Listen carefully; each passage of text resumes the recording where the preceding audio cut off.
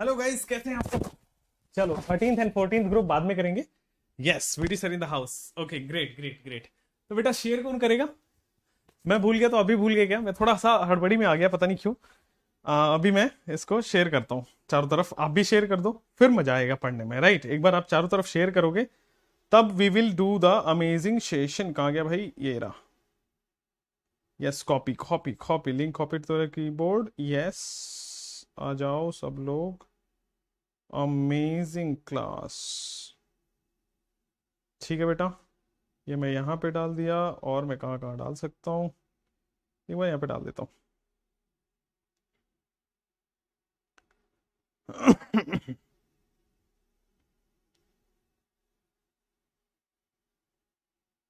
Hmm.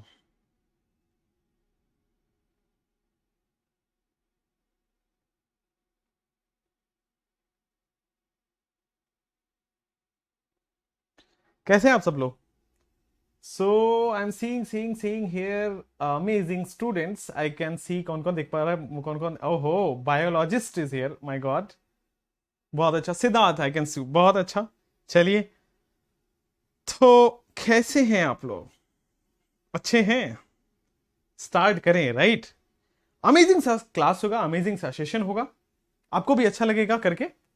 And this is this is what we are going to study. अभी पूरे क्या करने वाले हैं मैं आपको पहले बता देता हूं कि पूरे नाइट्रोजन फैमिली को, ठीक है ना, यहां से क्वेश्चंस आते हैं बेटा। अगर मैं सारी फैमिलीज की बात करूं तो nitrogen family is the most important.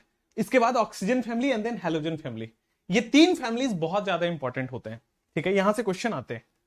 तो सबसे पहले, अगर आप बोर्ड्स की प्रिपरेशन कर रहे हैं, मोर देन सफिशिएंट। अगर आप नीट की प्रिपरेशन कर रहे हैं, एकदम मोर देन सफिशिएंट है, ठीक है। और 13th और 14th ग्रुप, मैंने बोला था आपको कि बेटा पहले 12th वाला पोर्शन कवर करेंगे, फिर 11th वाले पोर्शन पे जाएंगे। तो 11th वाले पोर्शन में 13th एंड 14th है, तो उसको बाद में देख लेंगे। चलिए, तो यस, तो आज हम एक्चुअली फोकस कहां करना है? हमें फोकस करना है प्यारे दोस्त, that is on the nitrogen family. ठीक है, हमें फोकस करना है ऑन द नाइट्रोजन फैमिली। और नाइट्रोजन फैमिली के सारे हम लोग पॉइंट्स बना लेंगे। तो आप सब लोग जो यहां पे है, मैं उम्मीद कर रहा हूं कि आप लोग बहुत सीरियसली पढ़ने आए होंगे, और आप लोग हैं सीरियस, ये मुझे पता है। तो आपको और बेटर देने के लिए मैं, आप मेरे पास आपके लिए क्या है कि आपको बेटा मैं अपना ये वाला जो पावर पॉइंट से पढ़ाऊंगा, ये आपको दूंगा सही। इसके शॉर्ट नोट्स भी मैं आपको देने वाला हूं। बट स्टिल एक बार मैं आपको बोलूंगा बेटा कि ये फील आ जाएगी आपको पूरी इसकी, ग्रुप नंबर 15 की, ठीक है। पूरी एनसीईआरटी की लाइन बाय लाइन हम लोग पढ़ने वाले हैं, इसी क्लास में सारा कुछ कवर कर देंगे। एंड बेटा आप लोग एक व्हाइट पेपर या फिर कॉपी में कहीं ना कहीं इसको नोट डाउन जरूर करिए। मैं फिर से बता दूं नोट डाउन आपको कैसे करना है। बेटा ऊपर जो है ना, आपको बहुत छोटे छोटे वर्ड्स में देखो, सबसे पहले लगाना है पॉइंट नंबर 1, और बहुत छोटे छोटे में आपको लिखना है, बहुत छोटे छोटे में, मतलब उसको आप ही पढ़ पाए इस टाइप से लिखना है, ठीक है। Total I will discuss 90 points. Total कितने पॉइंट्स डिस्कस करने वाले हैं? तो 90 पॉइंट्स हम डिस्कस करने वाले हैं। इस 90 पॉइंट्स के अंदर सारा का सारा नाइट्रोजन फैमिली, सारा का सारा नाइट्रोजन फैमिली आपका कवर हो जाएगा। अच्छा, इसको करने के बाद आप अपने बोर्ड्स के क्वेश्चंस, या फिर अगर आप नीट की प्रिपरेशन कर रहे हैं, जो कि ऑब्वियस आप कर रहे हैं, तो नीट के सारे प्रीवियस ईयर क्वेश्चन आप लगा सकते हैं, क्योंकि everything, each and every line will be covered, each and every paragraph will be covered, each and every table भी हम यहां इंक्लूड कर रहे हैं, हर एक डायग्राम हम यहां इंक्लूड कर रहे हैं। मतलब this is overall thing which you will need. मतलब कुछ भी इससे बाहर तो नहीं जाने वाला। तो सब लोग एनसीईआरटी में लिख सकते हैं, बट बेटा एग्जामिनेशन के लिए मैं बोलूंगा आपको कि थोड़ा सा, मतलब आप एनसीईआरटी रखिए और व्हाइट पेपर भी रखिए। तो व्हाइट पेपर पे भी लिखते रहो तो सही रहेगा, ठीक है ना। एनसीईआरटी में भी लिख सकते हैं बट बहुत हौच पौच हो जाएगा वो, ठीक है ना, बहुत ज्यादा हौच पौच हो जाएगा, तो उसको अपन हौच पौच नहीं करते हैं। चलिए तो आगे लेके चलते हैं आपको। ये एक अनाउंसमेंट है कि अगर आप आज 3 महीने की सब्सक्रिप्शन लेते हैं तो एक्चुअली में 4.5 महीने आपके बचे हुए हैं, तो 3 महीने की सब्सक्रिप्शन में आप 4.5 महीने का फायदा ले सकते हैं। 1 अगस्त तक आपकी सब्सक्रिप्शन वैलिड रहेगी अगर आप 3 महीने की सब्सक्रिप्शन लेते हैं, तो मतलब 17,500 है बट 15,000 पड़ेगा if you will apply this Baahubali code. जैसे ही आप बाहुबली कोड लगा देते हो तो ये अपने आप में एक सुपर पावर कोड है, ठीक है ना। तो बाहुबली कोड आप लगाते हो तो you will get this 3 month subscription और साथ में मेंटरशिप मिल जाएगी आपको। सो 3 मंथ सब्सक्रिप्शन आप लोगे तो 1 अगस्त तक वैलिड रहेगा। वैसे है 3 महीने का बट हमारी तरफ से आपको मिलेगा। This is something bumper offer, ठीक है। ये प्रीवियस ईयर क्वेश्चंस के लिए कोटा के बेस्ट टीचर्स आपको पढ़ा रहे हैं, so you can join this batch और फिर आप यहां पे अच्छा खासा आप यहां पे अपना प्रैक्टिस कर सकते हैं। उसके बाद रिवीजन 90 डेज का रिवीजन कोर्स चल रहा है जिसमें ग्रेट टीचर्स पढ़ा रहे हैं। इन सबको अनलॉक करने के लिए, फ्री में अनलॉक करने के लिए बाहुबली कोड लगा दीजिए और सब्सक्रिप्शन आप लेंगे। इसके बाद इस सब्सक्रिप्शन में बेटा एक डाउट फैसिलिटी आती है कि आप कभी भी किसी भी समय पे आज के डाउट के अंदर कोई भी डाउट फ्री ऑफ कॉस्ट पूछ सकते हो। चलिए नेक्स्ट आपको मैं लेके चलता हूं नाइट्रोजन फैमिली के ऊपर, आपको मैं लेके आता हूं नाइट्रोजन फैमिली के ऊपर। और हां, यहां पे बेटा स्कॉलरशिप विन करने की पूरी चांसेस है आपको। नीचे कॉम्बैट का लिंक दिया गया है, जरूर एक बार नोटिफिकेशन कर लेना उस पर। चलो स्टार्ट करते हैं नाइट्रोजन फैमिली। सब लोग नाइट्रोजन फैमिली का एनसीईआरटी खोल लीजिए। आप सब लोगों के पास एनसीईआरटी होगा, मेरे पास भी एनसीईआरटी है, मैंने यहां पे डिस्प्ले कर रखा है, आपके पास भी एनसीईआरटी होगा, आप भी उसको डिस्प्ले करते रहिए, ठीक है। सारे डाउट्स मैं आपके यहां कवर करने वाला हूं और syllabus of the Monday test is atomic structure, ठीक है। आज और कल में आपका एटॉमिक स्ट्रक्चर खत्म हो जाएगा। चलिए तो ये जो ब्लू कलर से कई बार आपको रेड कलर से दिखा होगा, ये सारे पॉइंट्स हैं जो आपको बेटा व्हाइट पेपर में लिखना है और आपको मुझे शेयर करना है, ठीक है। अगर आपको नहीं पता है तो इस वाले ग्रुप में अगर आप नहीं ज्वाइन है तो आप यहां पे ज्वाइन हो सकते हैं, ठीक है ना। आप यहां पे ज्वाइन हो सकते हैं ताकि मैं आपको वो जो short notes, best short notes होगा वो मैं शेयर कर दूंगा, ठीक है ना। आप इस पे टेलीग्राम ग्रुप पे आप इस पे ज्वाइन कर सकते हैं। चलिए ये तो बात है ही सही, छोड़िए ये सब बात, तो आगे बढ़ते हैं, पढ़ाई की चर्चा करते हैं। पढ़ाई में अपने को देखो सबसे पहला पॉइंट नाइट्रोजन फैमिली का क्या आता है और एक एक बार बोलते रहेंगे, लिखते रहेंगे और समझते रहेंगे। फर्स्ट पॉइंट इज कि नाइट्रोजन जो है बेटा, इसमें कौन कौन मेटल होता है, कौन कौन नॉन मेटल होता है, कौन कौन मेटलॉइड होता है। सो पॉइंट नंबर 1 में बेटा ऐसे लिखेंगे, नाइट्रोजन शॉर्टेस्ट नोट बनाएंगे, नाइट्रोजन कॉमा फास्फोरस जो है बेटा वो हमारा नॉन मेटल है। नाइट्रोजन कॉमा फास्फोरस क्या है, नॉन मेटल है। बाद में बेटा आर्सेनिक और एंटीमनी क्या है, मेटलॉइड है। केवल काम की चीजें पढ़ने लिखने वाले हैं और कुछ नहीं, वो सारी चीजें कर लेंगे जिससे बोर्ड और नीट कवर हो जाएगा। तो फिर बेटा आर्सेनिक और एंटीमनी जो है वो मेटलॉइड है। और मेरे प्यारे दोस्त जो बिस्मथ है, bismuth is nothing but a metal, ठीक है। तो ये पहला पैराग्राफ के पहले 4 लाइन में से यहीं से सवाल बन सकता है और कोई सवाल बनेगा ही नहीं, ठीक है। यस प्यारे दोस्त, क्लियर, कोई दिक्कत नहीं है यहां तक। चलो नेक्स्ट, हाँ कुछ नहीं पढ़ा है तो भी ये सीरीज देखिएगा, मजा आ जाएगा आपको। नेक्स्ट मेरे प्यारे दोस्त, सेकंड थिंग जो मैं आपको बताने वाला हूं, द सेकंड पॉइंट ये है इसकी अकरेंस। पहले नाइट्रोजन फैमिली के बारे में बता दिया, कौन मेटल, कौन नॉन मेटल, कौन मेटलॉइड। फिर इसकी अकरेंस बताई जाती है कि नाइट्रोजन किस फॉर्म में अकर करता है। तो 2 फॉर्मूला एग्जाम में कई बार रिपीटेटिवली पूछा गया है, एक होता है बेटा चाइल्ड सॉल्ट पीटर और एक होता है इंडियन सॉल्ट पीटर। तो बेटा जो NaNO3 है, NaNO3 है, ये क्या है बेटा, चाइल्ड सॉल्ट पीटर, ठीक है ना। नाइट्रोजन की अकरेंस 2 फॉर्म में होती है, एक होता है चाइल्ड सॉल्ट पीटर और दूसरा होता है इंडियन सॉल्ट पीटर, ठीक है ना। This is sodium nitrate, that is child salt Peter. और फिर आपका होता है बेटा पोटेशियम नाइट्रेट, और पोटेशियम नाइट्रेट हमारे पास होता है बेटा Indian salt Peter, Indian salt Peter, ठीक है ना। तो नाइट्रोजन की ये जो दूसरी पॉइंट है वो क्या है, वो अकरेंस है, ठीक है। अब नाइट्रोजन के बाद फास्फोरस भी तो है हमारे पास इंपॉर्टेंट एलिमेंट, तो बेटा फास्फोरस की भी तो अकरेंस होगी कुछ ना कुछ। चलिए बेटा, तो तीसरी बात हम डिस्कस कर लेते हैं, अकरेंस ही, लेकिन किसका, हमारा फास्फोरस का। तो ये हमारे पास पहले पेज में से केवल 2 इंपॉर्टेंट पॉइंट निकलते हैं जिससे सवाल बन सकते हैं। नेक्स्ट प्यारे दोस्त, ये है आपके सामने फॉस्फोरस की अकरेंस। द थर्ड पॉइंट, जो थर्ड पॉइंट आपको दिमाग में रखना है, यहां से तीसरा पॉइंट जिससे क्वेश्चन बनाया जा सकता है वो ये है कि फॉस्फोरस की अकरेंस किस फॉर्म में हो सकती है। नाइट्रोजन की अकरेंस तो इंडियन सॉल्ट पीटर, चिली या चाइल्ड सॉल्ट पीटर में हो सकता है, बट फॉस्फोरस की अकरेंस कहां हो सकती है? तो फॉस्फोरस की अकरेंस जो है बेटा वो एपेटाइट फैमिली में होती है। फॉस्फोरस की अकरेंस कहां होती है? तो फॉस्फोरस की अकरेंस बेटा एपेटाइट फैमिली में होती है। आप इसको लिखते जाइए, ठीक है ना, एपेटाइट फैमिली में होती है। आप सब लोग नोट्स बनाएंगे फिर ज्यादा अच्छे से क्लियर होगा। अब एपेटाइट फैमिली का जो फॉर्मूला है वो आपको दिमाग में रखना पड़ेगा, दैट इज CA9, बहुत बड़ा सा फॉर्मूला है, CA9PO4 होल 6 डॉट CaX2 ये क्या है बेटा? ये आपका एपेटाइट फैमिली का फॉर्मूला होता है, और ये अकरेंस है किसका? This is occurrence of phosphorus.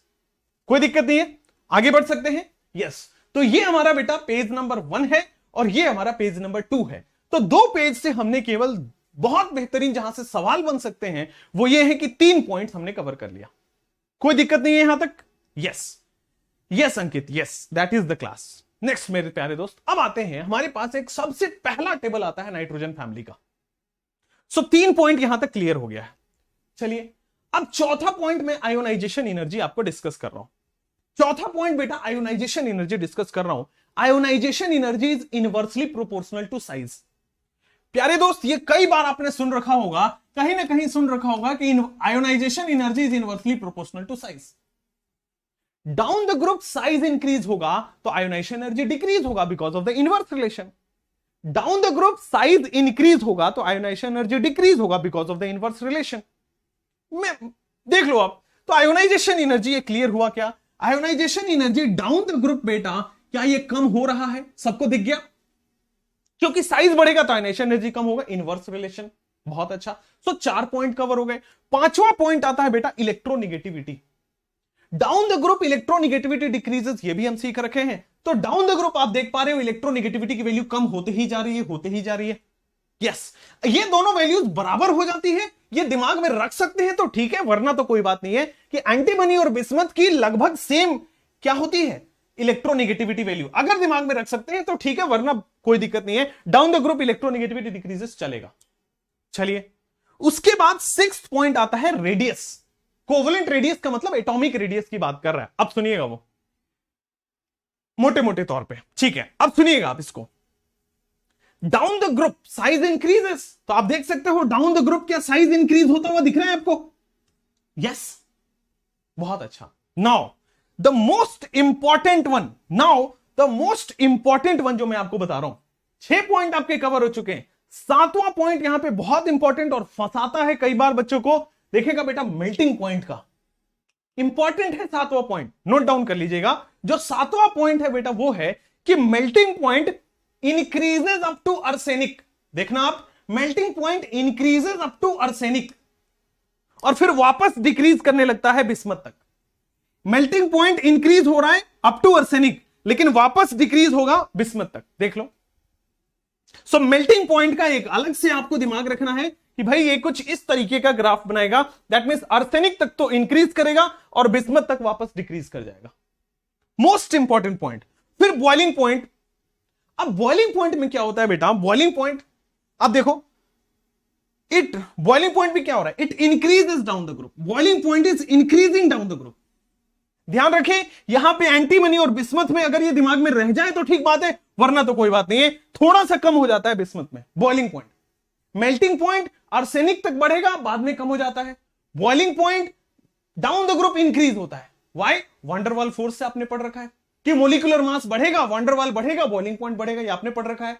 तो डाउन द ग्रुप जाएंगे, मोलिकुलर मास बढ़ेगा, वंडरवाल बढ़ेगा, बॉइलिंग पॉइंट बढ़ना चाहिए। लास्ट उसमें बस लास्ट में एक चेंजेस आ जाता है कि बिस्मथ का थोड़ा सा कम हो जाता है, एक्सेप्शनल बिहेवियर शो करता है और कुछ नहीं। Next, density. Density is directly proportional to mass, तो नीचे जाएंगे मास बढ़ेगा तो डेंसिटी भी बढ़ेगा। देख लीजिए, कोई दिक्कत नहीं है। यहां पे बस एक चीज को मैंने आपको ज्यादा से ज्यादा पॉइंट आउट कराया है, that is melting point arsenic तक बढ़ेगा फिर कम होगा। क्या सबके क्लियर हो गए? क्या अभी तक जो मैंने 9 पॉइंट्स डिस्कवर किए उसमें कोई दिक्कत है क्या? क्या अभी तक मैंने जो 9 पॉइंट्स डिस्कवर किए बताए हैं आपको कोई दिक्कत है क्या? नहीं है। अब आते हैं बेटा इलेक्ट्रॉनिक कॉन्फ़िगरेशन के ऊपर। नाइट्रोजन फैमिली कुछ अलग सा होता है। कैसे? इसके एच सब सेल भी फिल होता है और पी सब सेल भी हाफ फिल होता है। दिख रहा है क्या? इसका एच सब सेल भी फुलफिल होता है और पी सब सेल भी हाफ फिल होता है। मतलब ये बहुत ज्यादा स्टेबल हो जाता है। It is more stable. ये ज्यादा स्टेबल क्यों हो गया सर? ये फुलफिल्ड है, ये हाफ फिल्ड है। It is exceptionally stable. चलो बहुत अच्छा। तो इसका इलेक्ट्रॉनिक कॉन्फ़िगरेशन के बारे में हमने जायजा ले लिया। सो 10 पॉइंट कवर हो गए। ठीक है, नेक्स्ट पैराग्राफ के ऊपर आते हैं। नेक्स्ट पैराग्राफ है एटॉमिक रेडियस के बारे में। Down the group atomic radius increases. क्या सबको पता है? वही चीज यहां पे लिखा हुआ है कि बेटा जैसे जैसे नीचे जाओगे नाइट्रोजन, फास्फोरस, आर्सेनिक, एंटीमनी और बिस्मथ में, तो डाउन द ग्रुप क्या होगा बेटा? आपका साइज इंक्रीज होगा। पीरियोडिक टेबल का नॉलेज, तो जैसे जैसे नीचे जाएंगे साइज इंक्रीज होगा। लेकिन इसमें एक खास पॉइंट किया गया है एनसीईआरटी की तरफ से कि भाई नीचे जाने पे साइज इंक्रीज होगा, बट जब मैं आर्सेनिक से एंटीमनी पे जा रहा हूं तो एक बहुत छोटा सा इंक्रीमेंट होता है। भाई इंक्रीज हो रहा है, अच्छी बात है, बट बहुत लिटिल इंक्रीज हो रहा है। व्हाई? बिकॉज डी और एफ शब्द से ला जाते हैं। हेवियर एलिमेंट्स में डी और एफ शब्द से ला जाते हैं। क्लियर? यस। नेक्स्ट मेरे प्यारे दोस्त आ रहे हैं अपन आयोनाइजेशन इंथैल्पी पे। यस, नेक्स्ट मेरे प्यारे दोस्त आते हैं आयोनाइजेशन इंथैल्पी पे। एकदम पैराग्राफ बाय पैराग्राफ है। अगर आप एनसीईआरटी सामने खोल रहे हैं तो आपको दिख रहा होगा। ठीक है ना? चलिए मैं अपनी पूरी एनसीईआरटी इस तरह से मार्क्ड, ठीक है ना, सारी एनसीईआरटी पॉइंट वाइज मार्क्ड मैं आपको टेलीग्राम ग्रुप पे अपने शेयर कर दूंगा और अनअकैडमी नीट टॉपर्स पे भी शेयर कर दूंगा। चलिए अब दोस्त आयोनाइजेशन इंथैल्पी की बात करते हैं। आयोनाइजेशन इंथैल्पी अभी अभी आपको बताया है कि आयोनाइजेशन एनर्जी और साइज का इनवर्स रिलेशन होता है। अगर साइज बढ़ेगा तो आयोनाइजेशन एनर्जी कम होगा। जस्ट 2 सेकंड पहले देख के आए कि down the group size increase होता है, बट आयोनाइजेशन एनर्जी डिक्रीज होगा। Down the group size increase होता है तो आयोनाइजेशन एनर्जी डिक्रीज होगा। देख लो आप। और हमने आयोनाइजेशन एनर्जी ऑलरेडी देख रखा है। कहां पे? स्टेबल में। आयोनाइजेशन एनर्जी ऑलरेडी स्टेबल में देख रखा है। Down the group it is decreasing. कोई दिक्कत नहीं है, क्योंकि साइज इंक्रीज होगा तो आयोनाइजेशन एनर्जी डिक्रीज होना तय है। चलिए बेटा, तो इसका आयोनाइजेशन एनर्जी डिक्रीज हो गया। Electronegativity decreases down the group. हमने टेबल से भी देख लिया, थ्योरेटिकल पॉइंट भी देख लिया, तो हमारे 13 पॉइंट कवर हो चुके हैं। नेक्स्ट लास्ट अब आते हैं बेटा फिजिकल प्रॉपर्टी के ऊपर। ठीक है ना? सारी हमने रेगुलर प्रॉपर्टीज देख ली। अब आते हैं फिजिकल प्रॉपर्टीज के ऊपर। फिजिकल प्रॉपर्टी में जो पूछा जाता है वो ये है कि बेटा ये जो N2 है ये आपका गैस फॉर्म में होता है। ये सबसे पहला लाइन लिखा हो कि डाई नाइट्रोजन जो है, डाई नाइट्रोजन इज गैस। बहुत अच्छा। बाद बाकी सारे के सारे सॉलिड्स होते हैं, जो आपका फास्फोरस है, AS4 है, एंटीमनी, बिस्मथ है। इस बिस्मथ तो वैसे मेटालिक बॉन्ड बनाता है। ये सारे के सारे क्या होते हैं बेटा? सॉलिड फॉर्म में होता है। यहां पे कोई भी लिक्विड नहीं होता है। तो नाइट्रोजन छोड़ के बाद बाकी सारे सॉलिड होते हैं। तो पहला फिजिकल प्रॉपर्टी यहां पे क्लियर हुआ। ठीक है? यस। तो पहला फिजिकल प्रॉपर्टी क्लियर हुआ कि डाई नाइट्रोजन अपना गैस है, while all others are solid. ठीक है? यस। हमने ऑलरेडी देख रखा है कि नाइट्रोजन और फास्फोरस क्या है? Non metal. हमने ऑलरेडी देख रखा था कि नाइट्रोजन और फास्फोरस हमारे नॉन मेटल थे। बाकी के इसके बाद के दो, दैट मींस आर्सेनिक और एंटीमनी, ये दोनों मेटलॉइड थे। आज ही अपन ने देख रखा है। और फिर लास्ट वाला जो बिस्मथ है बेटा, वो मेटल था। और उसी लाइन को इन्होंने रिपीट करके लिखा गया है कि आर्सेनिक और एंटीमनी मेटलॉइड हैं और ये मेटल है। Except nitrogen all other elements show allotropy. Nitrogen allotropes नहीं शो करता है, बाद बाकी सारे के एलोट्रॉप्स होते हैं। This is something important. ठीक है ना? तो ये अपना 14वां पॉइंट हुआ। ये 14वां पॉइंट में ये रिपीटेड था, इसको लिखने की जरूरत नहीं है। ये लिखिए कि कौन कौन से गैस, कौन कौन से सॉलिड होते हैं, और नाइट्रोजन को छोड़ के बाद बाकी सारे ऑल एलिमेंट्स शो एलोट्रॉपी। तो 14 एलिमेंट क्लियर हुए क्या? यस। मेरे प्यारे दोस्त 15वां पॉइंट अपन देखने जा रहे हैं, 15th पॉइंट। चलिएगा। सो 15th पॉइंट में क्या है बेटा? ऑक्सीडेशन स्टेट की चर्चा की गई है। ऑक्सीडेशन स्टेट ये सब अभी बाद में पढ़ेंगे, अपन अपना लॉजिक देख लेते पहले। अपन ने कॉन्फ़िगरेशन देखा है NH2NP3, है ना? अगर मैं P के इलेक्ट्रॉन निकाल दूं, तो क्या ऑक्सीडेशन स्टेट आएगा? +3। बेटा P में 3 इलेक्ट्रॉन है, अगर 3 इलेक्ट्रॉन निकाल दो तो +3 ऑक्सीडेशन स्टेट आएगा। तो चलो ये वाला तो क्लियर हो गया। सर मान लो मैं S और P दोनों ही निकाल दूं, तो 3 यहां से और 2 यहां से, क्या +5 ऑक्सीडेशन स्टेट निकलेगा? 3 और 2 5। सर नाइट्रोजन अपना क्या है? मोर इलेक्ट्रोनेगेटिव है। नाइट्रोजन एक अच्छा खासा इलेक्ट्रोनेगेटिव एलिमेंट है, तो ये -3 भी शो करता है। क्यों? क्योंकि ये इलेक्ट्रॉन एक्सेप्ट भी कर सकता है, अट्रैक्ट भी कर सकता है, और 3 इलेक्ट्रॉन अट्रैक्ट करके ये ऑक्टेट कंप्लीट हो जाएगा। दैट मींस ये मोर इलेक्ट्रोनेगेटिव होने की वजह से ये वाला ऑक्सीडेशन स्टेट शो करता है। तो बेटा यहां पे बहुत प्यार से देखोगे तो कॉमन ऑक्सीडेशन स्टेट्स क्या है? -3 +3 एंड +5। +3 +5 तो इलेक्ट्रॉनिक कॉन्फ़िगरेशन से आएगा, और ये वाला आ रहा है बेटा इलेक्ट्रोनेगेटिविटी से। अच्छी बात है। सबको पता है अपने को कि जैसे जैसे नीचे जाएंगे इनर्ट पेयर इफेक्ट आता है। हम सबको यह बात पता है कि जैसे जैसे नीचे जाएंगे हमारे पास आईपी इफेक्ट आ जाता है। What is IP effect? Inert pair effect. और इनर्ट पेयर इफेक्ट क्या कहता है प्यारे दोस्त? इनर्ट पेयर इफेक्ट कहता है कि लोअर ऑक्सीडेशन स्टेट स्टेबल होगा। कहने का मतलब है जैसे जैसे नीचे जाएंगे लोअर ऑक्सीडेशन स्टेट स्टेबल होगा। जैसे जैसे नीचे जाएंगे हमारा लोअर ऑक्सीडेशन स्टेट क्या हो जाएगा? स्टेबल हो जाएगा। तो प्यारे प्यारे दोस्तों, पॉइंट नंबर 15 को देखिए क्या कह रहा है कि the stability of +5 oxidation state decrease. क्यों? क्योंकि स्टेबिलिटी ऑफ +3 विल इंक्रीज। ये कौन कहता है? स्टेबिलिटी ऑफ +3 कौन इंक्रीज कर जाएगा? स्टेबल हो जाएगा ये। क्यों भाई? क्योंकि हमारा इनर्ट पेयर इफेक्ट, और यहां पे लिखा है due to inert pair effect. In fact अब जो लिखा है वो बहुत इंपॉर्टेंट है कि भले ही +5 स्टेबल नहीं होता है। बिस्मथ की बात करो, नाइट्रोजन, फास्फोरस, आर्सेनिक, एंटीमनी और बिस्मथ, तो बिस्मथ की बात करो मेरे प्यारे दोस्त, तो यहां पे +5 अनस्टेबल होता है, स्टिल BiF5 मिलता है। स्टिल BiF5 हमारा क्या है? एक कंपाउंड है जो कि एक ही कंपाउंड है जो कि स्टेबल है, दैट इज BiF5। ठीक है? जैसे जैसे नीचे जाएंगे +3 स्टेबल होना चाहिए था, BiF3 स्टेबल होना चाहिए था, बट BiF5 भी पाया जाता है, एक्सेप्शन है। चलो, तो पॉइंट नंबर 15 क्लियर हुआ कि ऑक्सीडेशन स्टेट ये होता है, और लोअर ऑक्सीडेशन स्टेट यहां पे स्टेबल होगा, दैट मींस +3 स्टेबल होगा। इनफैक्ट +3 स्टेबल होता है बट एक कंपाउंड को छोड़ के, दैट इज BiF5। नेक्स्ट, और ये BiF5 वाला आपके 2020 में पूछा जा चुका है, 2017 में पूछा जा चुका है। चलो, IP and IE both are the same sort. Next, inert pair effect क्या होता है? इनर्ट पेयर इफेक्ट वो होता है जैसे जैसे नीचे जाएंगे, जब भी एक से ज्यादा ऑक्सीडेशन स्टेट आ जाए ना प्लस वाली, तो आप देख लेना कि वहां इनर्ट पेयर इफेक्ट तो लगेगा। इनर्ट पेयर इफेक्ट कहता है कि इन दोनों में से जो छोटा ऑक्सीडेशन स्टेट है, दैट मींस ये नीचे जाने पे छोटा वाला स्टेबल हो जाता है। दैट मींस जैसे जैसे मैं नीचे गया छोटा वाला स्टेबल, दैट मींस +3 इसका स्टेबल हो जाएगा। ये कहता है इनर्ट पेयर इफेक्ट। चलिए नेक्स्ट मेरे प्यारे दोस्त, पॉइंट नंबर 16। यहां पे पहला रिएक्शन आपके एनसीईआरटी का आता है, that is point number 16। In case of nitrogen, अभी अभी हमने देखा कि सर नाइट्रोजन की जनरल ऑक्सीडेशन स्टेट जो है वो +3 है, +5 है और -3 है, राइट? मेरे प्यारे दोस्त, और अच्छे से अपन समझते हैं कि नाइट्रोजन ये तो शो करता ही है, साथ में ये +1 से +5 तक सारे बनाता है। मतलब ये नहीं है कि +3 +5 और -3। नाइट्रोजन +1 में भी बनाता है कंपाउंड, +2 में भी कंपाउंड बनाता है, +3 में भी बनाता है, +4 में भी बनाता है, +5 में। इसके हम ऑक्साइड सभी देखने वाले हैं। नाइट्रोजन ये सारे ऑक्सीडेशन स्टेट में कंपाउंड बनाता है। जनरल ऑक्सीडेशन स्टेट्स ये है, बट अगर मैं खासकर नाइट्रोजन की बात करूं तो ये सारे ऑक्सीडेशन स्टेट्स में कंपाउंड बनाता है। पॉइंट नंबर 16 ये कहता है कि +1 से +4 वाला जो कंपाउंड है नाइट्रोजन का जो +1 से +4 वाला कंपाउंड है वो डिस्प्रोपोर्शनेट हो जाता है।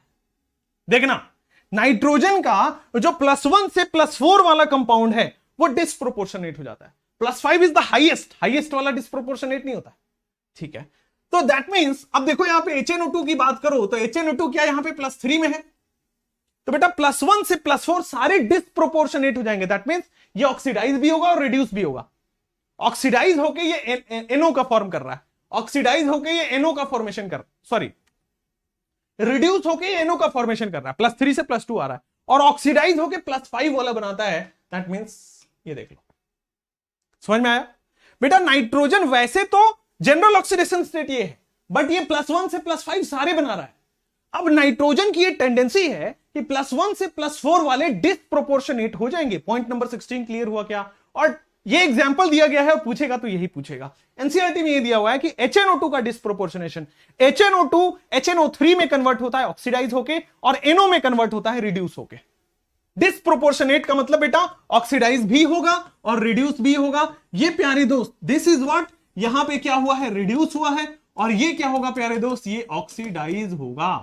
दैट मींस अगर ऑक्सीडाइज और रिड्यूस दोनों हो रहा है तो इसी को तो हम डिस्प्रोप रिएक्शन बोलते हैं, डिस्प्रोपोर्शनेट रिएक्शन बोलते हैं। Point number 17 on your screen. अब point number 17 on your screen ये कहता है, नाइट्रोजन की बात कर ली हमने, उसी तरह बेटा फास्फोरस, पॉइंट नंबर 17 ये कहता है कि सिमिलरली जो हमारा फास्फोरस है, ऑल इंटरमीडिएट ऑक्सीडेशन स्टेट जो है वो डिस्प्रोपोर्शनेट हो जाएगा +5 और -3 में। क्या मतलब आ रहा है, सुनिएगा। जैसे फास्फोरस के जितने भी इंटरमीडिएट ऑक्सीडेशन स्टेट है वो क्या होगा, अगेन डिस्प्रोपोर्शनेट हो जाएगा। डिस्प्रोप का मतलब बेटा ये ऑक्सीडाइज भी होगा और रिड्यूस भी होगा।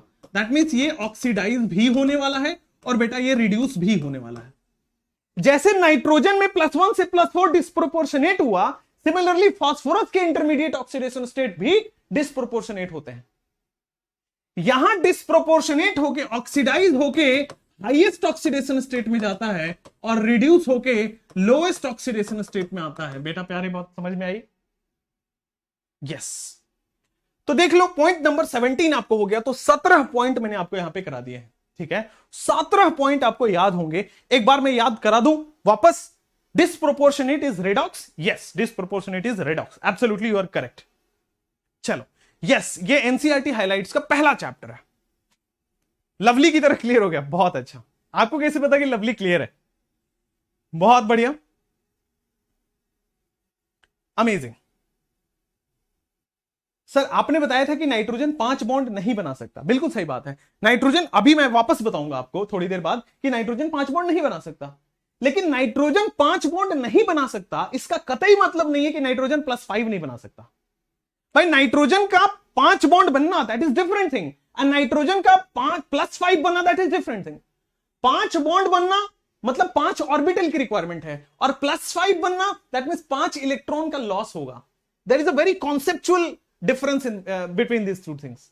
ठीक है ना, नाइट्रोजन 5 बॉन्ड नहीं बनाएगा, ये आप भी सही हो मैं भी सही हूं, लेकिन आप जहां गलत हो रहे हो वो मैं सुधार रहा हूं कि +5 बना सकता है, 5 इलेक्ट्रॉन लूज करके बना सकता है। चलो, तो 17 पॉइंट मैंने आपको बता दिए हैं, 3 पेज आपके खत्म हो गए होंगे यहां तक। अब आते हैं 18वें पॉइंट पे। 18वां पॉइंट हमारे पास ये कहता है, जो अभी आप बोल रहे थे कि नाइट्रोजन की मैक्सिमम से मैक्सिमम कोवेलेंसी 4 हो सकती है। नाइट्रोजन मैक्सिमम से मैक्सिमम 4 बॉन्ड बना सकता, 5 तो कोई बना ही नहीं सकता। इसके पास वैकेंट डी ऑर्बिटल है ही नहीं। नाइट्रोजन तो बेटा सेकंड पीरियड का एलिमेंट है। तो ये क्या हो सकता है, नाइट्रोजन की मैक्सिमम कोवेलेंसी, नाइट्रोजन की मैक्सिमम कोवेलेंसी क्या है बेटा, मैक्सिमम कोवेलेंसी इज 4। क्यों? Because of absence of D orbital, because of absence of D orbital. Clear है क्या? कोई दिक्कत नहीं है? ओके। तो बेटा मैक्सिमम कोवेलेंसी क्या है, 4 है, क्योंकि एब्सेंस ऑफ डी ऑर्बिटल होता है। लेकिन यही मैं फास्फोरस की बात करूं तो क्या डी ऑर्बिटल है? क्या आर्सेनिक के पास है? यस। मतलब नाइट्रोजन के नीचे सारे के पास डी ऑर्बिटल है, बिल्कुल है। दैट मींस नाइट्रोजन के नीचे सारे के सारे अपने ऑक्टेट एक्सपेंड कर लेंगे, 4 से तो ज्यादा ही बनाएगा। यस बेटा 6 तक जाती है एक्सपेंड करके, pF6 माइनस तक बनता है। ठीक है, नाइट्रोजन मैक्सिमम 4 बना सकता है। देख सकते हो, अमोनिया तो आपने सुन ही रखा होगा, 3 बॉन्ड तो दिख ही रहा है। चौथा बॉन्ड बेटा कोऑर्डिनेट होता है with the help of this lone pair, चौथा बॉन्ड कोऑर्डिनेट होता है with the help of this lone pair. तो नाइट्रोजन मैक्सिमम 4 बॉन्ड ऐसे बना पाता है। सिमिलरली फास्फोरस 6 बॉन्ड बना सकता है क्योंकि उसके पास डी ऑर्बिटल है, और डी ऑर्बिटल एक्सपेंड करके बेटा pF6 माइनस तक बन रहा है। ठीक है, और ये वाला न्यूमेरिकल बेटा 2019 में पूछ लिया गया था कि pF6 फॉर्म होता है क्या? यस। चलिए नेक्स्ट पॉइंट नंबर 19। तो 18 पॉइंट क्लियर हुआ। पॉइंट नंबर 19 ये कहता है कि नाइट्रोजन यूनिक है। अच्छा, कहा गया कि भाई क्यों? तो कहता है कि नाइट्रोजन की साइज छोटी है, ये तो अपने को पता है। यस। ये कह रहा है कि नाइट्रोजन का आयोनाइजेशन एनर्जी ज्यादा है, हमने अभी भी देख रखा है इनवर्स रिलेशन होता है। ठीक है, वही कह रहा है कि भाई नाइट्रोजन की इलेक्ट्रोनिगेटिविटी हाई होती है, ये हम देख के आ रहे हैं ऊपर से। भाई साइज भी देख रखा है, आयनाइजेशन एनर्जी भी देख रखा है, इलेक्ट्रोनिगेटिविटी भी देख रखा है। ठीक है, और उसके पास नाइट्रोजन का एक और चीज देख लिया कि इसके पास डी ऑर्बिटल प्रेजेंट नहीं है। दैट मीन्स नाइट्रोजन यूनिक है। इन सारी चीजों के होने से क्या हुआ, नाइट्रोजन हैज यूनिक एबिलिटी। और नाइट्रोजन यूनिक क्या कर रहा है सर, इसके पास डी ऑर्बिटल तो है ही नहीं, तो सर ये पी पाई बॉन्ड्स का फॉर्मेशन करता है। बाद बाकी फास्फोरस, आर्सेनिक, एंटीमनी, उन सब के पास डी ऑर्बिटल है। बाद बाकी अगर मैं फास्फोरस, आर्सेनिक, एंटीमनी, बिस्मथ की बात करूं तो इन सब के पास डी ऑर्बिटल है, तो वो पी पाई डी पाई ऑर्बिटल बनाएंगे, या फिर डी पाई भी ऑर्बिटल बना सकते हैं। ठीक है, देख लो, nitrogen has unique ability to form P pi multiple bond. Nitrogen कभी भी डी पाई नहीं बना सकता। बहुत अच्छा। उसके बाद विथ इटसेल्फ वो खुद के साथ पी पाई बना सकता है, आपको पता भी है एन ट्रिपल बॉन्ड एन बनता है, खुद के साथ पी पाई बॉन्ड बना रहा है। दूसरी बात करो with other elements having small size and high electronegativity. आपको पता है नाइट्रोजन और ऑक्सीजन भी डबल बॉन्ड बना सकते हैं, carbon C triple bond N भी बनता हुआ देखा है आपने, ठीक है ना। कार्बन के साथ भी पी पाई बना सकता है, ऑक्सीजन के साथ भी पी पाई बना सकता है, तो नाइट्रोजन पी पाई बॉन्ड बनाता है। चलो नेक्स्ट। लेकिन अगर मैं फास्फोरस की बात करूं, अच्छा पॉइंट नंबर 19 क्लियर हो गया, पॉइंट नंबर 20 की बात कर रहा कि सर अभी अभी आपने बोला कि नाइट्रोजन पी पाई बना के एन ट्रिपल बॉन्ड एन बनेगा, दैट मींस 3 बॉन्ड बन गया। क्या मैं इसका बोल दूं कि बेटा बॉन्ड एनर्जी इज हाई? क्या मैं बोल दूं कि बेटा bond energy is high? 3 bond को तोड़ने के लिए बॉन्ड हाई लगेगा, तो बेटा bond energy is high. Triple bond है, यस, और ट्रिपल बॉन्ड है तो बेटा यहां पे लिखा हुआ है, ये देख लो 9 मतलब 1000 किलो जूल के लगभग एनर्जी है। Bond energy is very high actually. अच्छा, लेकिन अगर मैं यही फास्फोरस की बात करूं तो फास्फोरस कभी भी 3 बॉन्ड नहीं बना पाएगा। फास्फोरस की बात करो, आर्सेनिक की बात करो, एंटीमनी की बात करो, ये सारे के सारे सिंगल बॉन्ड बनाएंगे। नाइट्रोजन ट्रिपल हो चुका है, ये गौरव सर की बात है, और ये सब वीटी सर है। बात समझ में आ रहा है बेटा, ये सब ट्रिपल हो चुके हैं, बट अपन क्या है बेटा, फास्फोरस की तरह है, सिंगल बॉन्ड बना रहे। क्यों? क्योंकि गौरव सर के पास small size, high electronegativity, ionisation energy high, ये सारी चीजें हैं, therefore it behaves as unique ability. But हमारे पास वैसा नहीं है, हमारे पास छोटा साइज नहीं, हमारे पास इलेक्ट्रोनेगेटिविटी नहीं, हमारे पास कोई आयोनाइजेशन एनर्जी बहुत हाई नहीं है। ठीक है, तो हम पी पाई बॉन्ड्स नहीं बनाते हैं, हम पी पाई बॉन्ड्स नहीं बनाते हैं। हाँ, हम बेशक पी पाई डी पाई बनाएंगे, ठीक है ना। वही चीज यहां पे लिखा हुआ है कि ये पी पाई नहीं बना पाया, इसलिए ट्रिपल बॉन्ड नहीं बना पाया, लेकिन मेरे प्यारे दोस्त डी पाई जरूर बन पाएगा, क्योंकि फास्फोरस की बात करो third period D orbital available, arsenic की बात करो third period D orbital available, antimony की बात करो third period D orbital available. अगर डी ऑर्बिटल अवेलेबल है तो बेटा डी पाई पी पाई बनाएगा ना, सुनना सोचना क्यों है। और यही चीज यहां पे लिखा गया है कि बेटा ये सारे के पास डी पाई पी पाई बॉन्ड फॉर्मेशन होगा। हेवियर एलिमेंट्स मतलब फास्फोरस एंड ऑल, कोई दिक्कत नहीं है। यस, चलिए, तो बहुत अच्छा। साथ में बेटा मैंने यह भी बताया कि डी पाई पी पाई बन सकता है, ऑब्वियसली बेटा डी पाई भी बन सकता है, ठीक है, ऑब्वियसली डी पाई भी बन सकता है, दिस इज डी पाई। और वही चीज यहां पे लिखा गया है कि बेटा डी पाई बॉन्ड भी फॉर्मेशन हो सकता है। तो 22 तक कोई दिक्कत है क्या? फिर एक पेज में 4 पॉइंट कराऊंगा, पहले मुझे 22 तक का कोई आप आइडिया दीजिए। ऑब्वियसली 22 तक आपके कोई दिक्कत नहीं होगा। So congratulations, you are on a very right path. Seriously आप शाबाशी के काबिल हो कि बेटा आपके पीरियोडिक, आपके, मैं बता तो रहा हूं, पी ब्लॉक इसके बाद कुछ बचेगा नहीं। मतलब now if you have attended the lecture, so much so good, not attended the lecture, कोई बात नहीं, ये कर लिया बहुत अच्छा। तो बेटा आपके 22 पॉइंट कवर हो गए। कितने? 20 पॉइंट्स हैज बीन कवर्ड। हमें कितने करने हैं? 90 कवर करने हैं। ये 90 तक पहुंच गए हमारी गाड़ी। पी ब्लॉक आज हम नाइट्रोजन फैमिली में बहुत बढ़िया हो जाएंगे। यस, 18 पॉइंट्स, 22, अरे भाई 22 पॉइंट्स तक हो चुके हैं। ये काउंटिंग भी चल रहा है, 22, 21, 20, 19, 18, सब भाई कहां हो, जगो इधर आओ। अब 23 की बात कर लेते हैं। सबसे पहले रिएक्शन विथ हाइड्रोजन। बेटा नाइट्रोजन फैमिली ऑक्सीडेशन स्टेट 3, बिना सिंबल का लिख रहा हूं, बिना साइन का लिख रहा हूं, हाइड्रोजन ये देख सकते हो +1 या 1, ठीक है बेटा। क्या क्रिस क्रॉस कर सकते हैं? क्या ये MH3 टाइप का कंपाउंड बनाएगा? ठीक है ना बेस दोस्त, तो यही बोल रहा है बेटा ये EH3 टाइप का कंपाउंड बनाएगा। रिएक्शन विथ हाइड्रोजन मैं बता रहा हूं आपको, रिएक्टिविटी विथ हाइड्रोजन कैसे होगा, तो बेटा रिएक्टिविटी विथ हाइड्रोजन होगी बड़े सिंपल तरीके से, दैट इज EH3 टाइप का कंपाउंड बनेगा।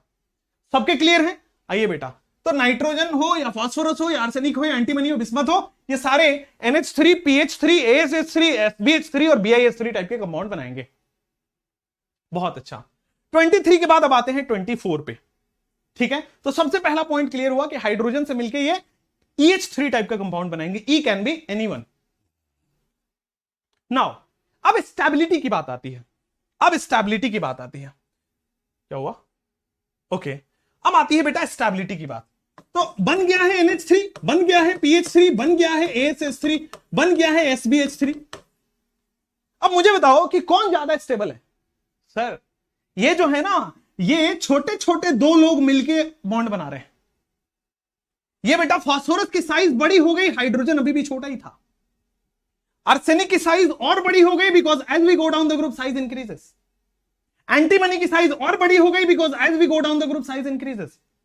तो प्यारे प्यारे दोस्त, जैसे जैसे नीचे जा रहे हैं, क्या ओवरलैपिंग कमजोर हो रहा है? मैंने आपको कैसे बताया हुआ है, ये देखो विराट कोहली और अनुष्का शर्मा की जोड़ी कितनी अच्छी लग रही है। दोनों सेम सेम हाइट के।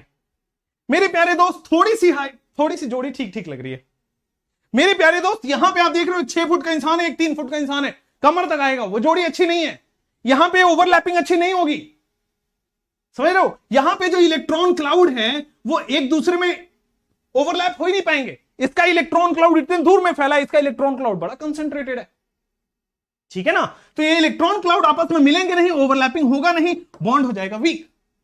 दैट मींस ये बॉन्ड होगा strong. Strong bond are stable. मेरे प्यारे दोस्त स्टेबिलिटी की बात करो तो ये देखो decreases from NH3 to BiH3, decreases from NH3 to BiH3। क्या स्टेबिलिटी क्लियर हुआ? क्या पॉइंट नंबर 24 क्लियर हुआ? मेरे प्यारे दोस्त पॉइंट नंबर 25 की बात कर लेते हैं। पॉइंट नंबर 25 में रिड्यूसिंग कैरेक्टर की बात की गई है। रिड्यूसिंग कैरेक्टर वो अच्छा होता है जो हाइड्रोजन जल्दी दे दे। रिड्यूसिंग कैरेक्टर वो अच्छा होता है जो हाइड्रोजन जल्दी दे दे। प्यारे दोस्त यहां पे हाइड्रोजन कौन जल्दी देने वाला है? जो बॉन्ड वीक है वो टूटेगा, वो हाइड्रोजन देगा। मेरे प्यारे दोस्त ये बॉन्ड वीक है, ये बॉन्ड टूट जाएगा, ये हाइड्रोजन दे देगा। तो मेरे प्यारे प्यारे दोस्त आप देख सकते हो यहां पे हाइड्रोजन टूट, मतलब बॉन्ड वीक है तो टूट जाएगा।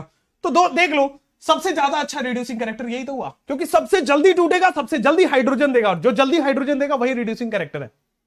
अब देखो ये क्या कह रहा है, reducing character of the hydride increases. Obviously reducing character का ये ऑर्डर होगा क्या? इंक्रीज कर रहा है, क्योंकि ये जल्दी हाइड्रोजन दे रहा है।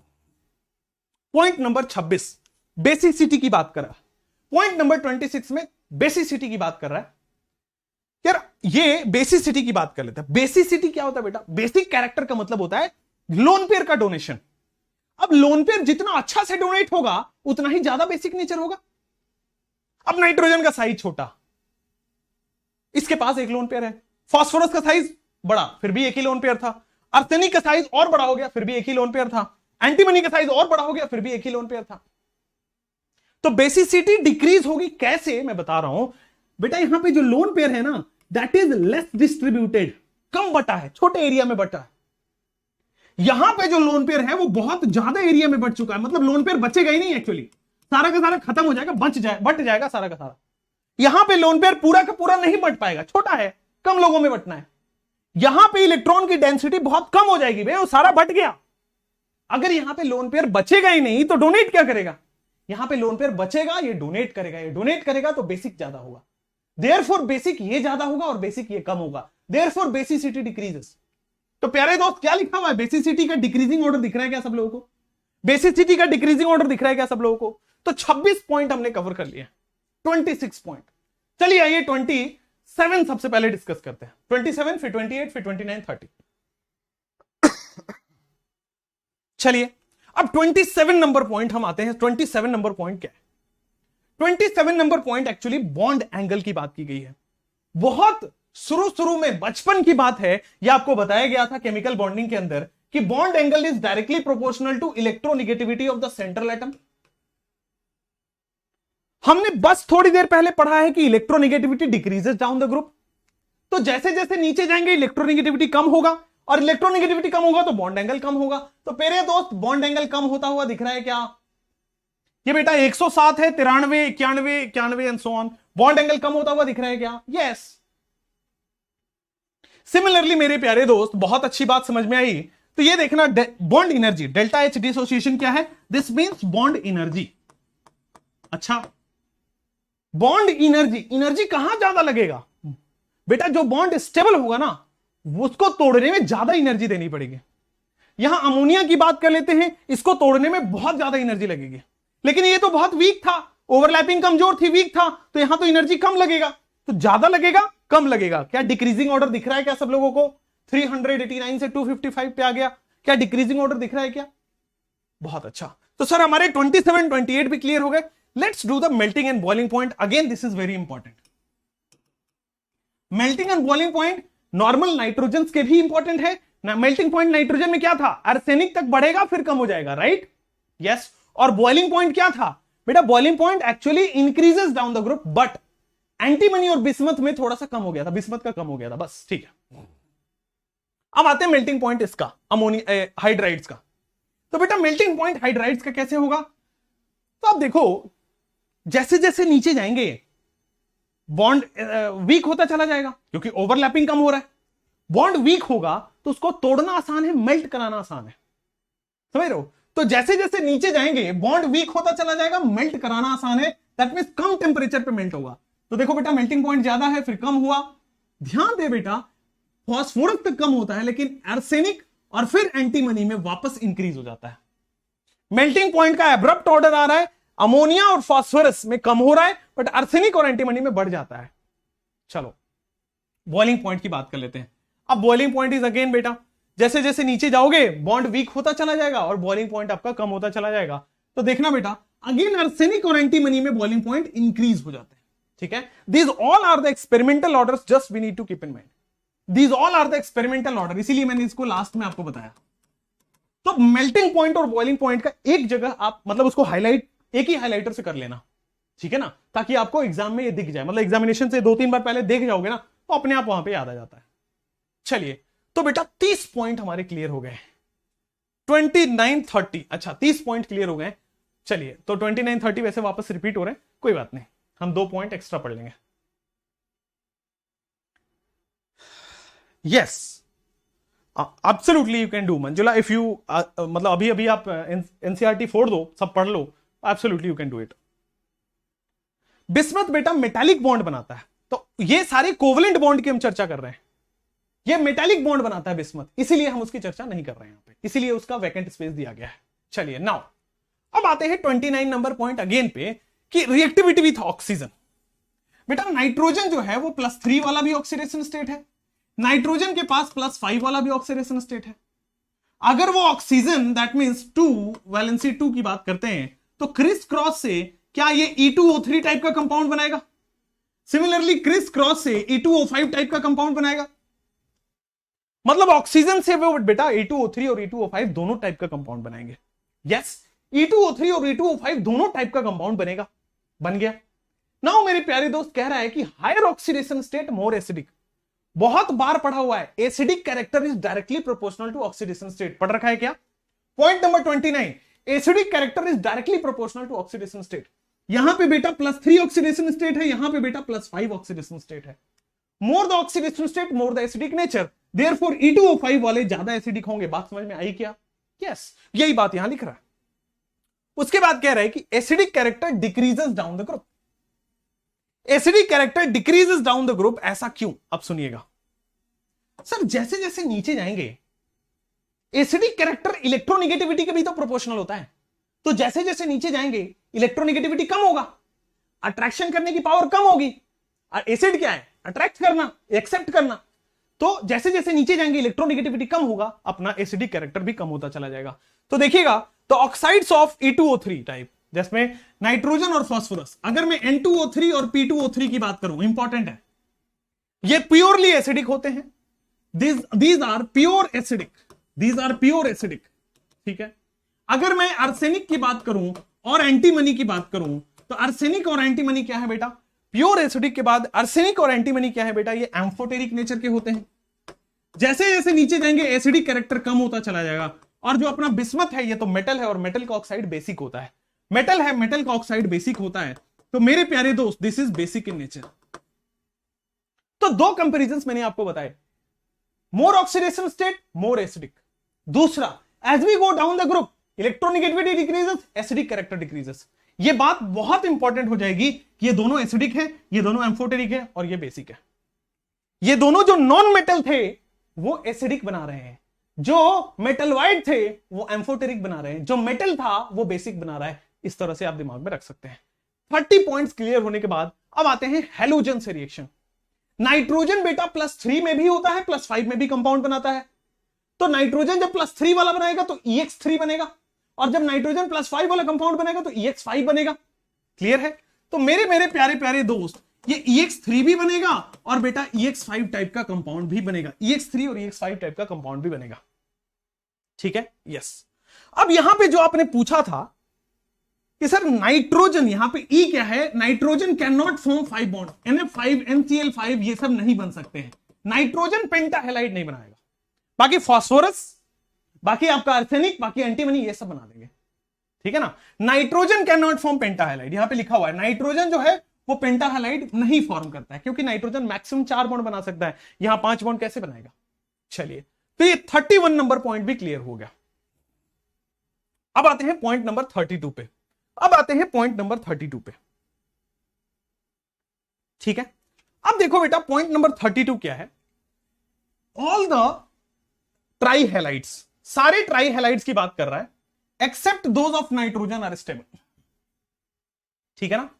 इन केस ऑफ, देखना, NF3 छोड़ के बाद बाकी NCl3 की बात करो, NBr3 की बात करो और NI3 की बात करो, ये सारे अनस्टेबल होते हैं। अगर मैं EX3 टाइप के हैलाइड्स की बात करूं तो NF3 ही अपना स्टेबल है, बाद बाकी सारे अनस्टेबल होते हैं।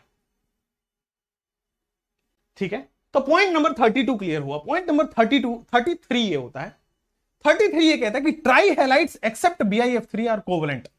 ठीक है ना? BiF3 छोड़ के, BiF3 अपना आयनिक नेचर का ज्यादा होता है।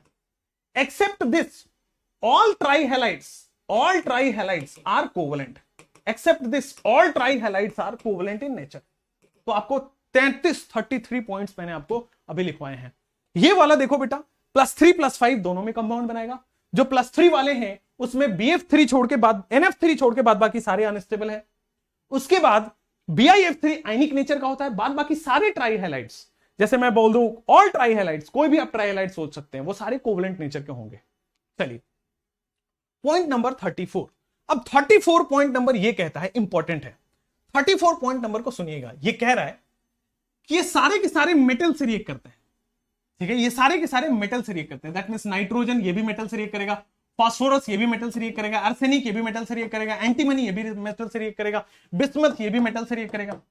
अब ये क्या 3 वैलेंसी होती है, प्लस माइनस छोड़ दो, -3 शो करते हैं ये सारे लगभग। ठीक है?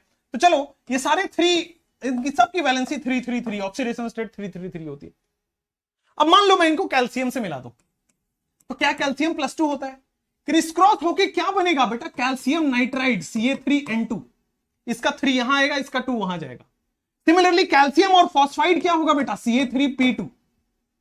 सिमिलरली मेरे प्यारे दोस्त, क्रिस क्रॉस करो Ca3AsA2। तो आप देख सकते हो यहां पे Ca3P2, Ca3 आर्सेनिक, Ca3Sb2, मतलब कुछ भी रटना नहीं है। एक की वैलेंसी दूसरे की वैलेंसी क्रिस क्रॉस करके फॉर्मूला बनाना है। ठीक है? नाउ बस ये नाम दिमाग में रखिए, अगर कैल्शियम नाइट्रोजन से कंपाउंड बना रहा है नाइट्राइड, फास्फोरस से कंपाउंड बना रहा है फॉस्फाइड, आर्सेनिक से कंपाउंड बना रहा है आर्सेनाइड, एंटीमनी से कंपाउंड बना रहा है तो आप देख सकते हो दिस इज व्हाट, एंटीमोनाइड, और बिस्मथ से कंपाउंड बना रहा है तो दैट इज बिस्मुथाइड। ठीक है? बस IDE लगाना है। नाइट्रोजन है nitride, phosphide, arsenide, antimonide and bismuthide. That's it. Next, अब आते हैं इसको पढ़ने से पहले, अब जो मुझे पढ़ना है वो क्या है मैं आपको बताता हूं। अब हमें जो पढ़ना है वो है प्रिपरेशन ऑफ N2। अब जो हमें पढ़ना है वो है बेटा प्रिपरेशन ऑफ N2।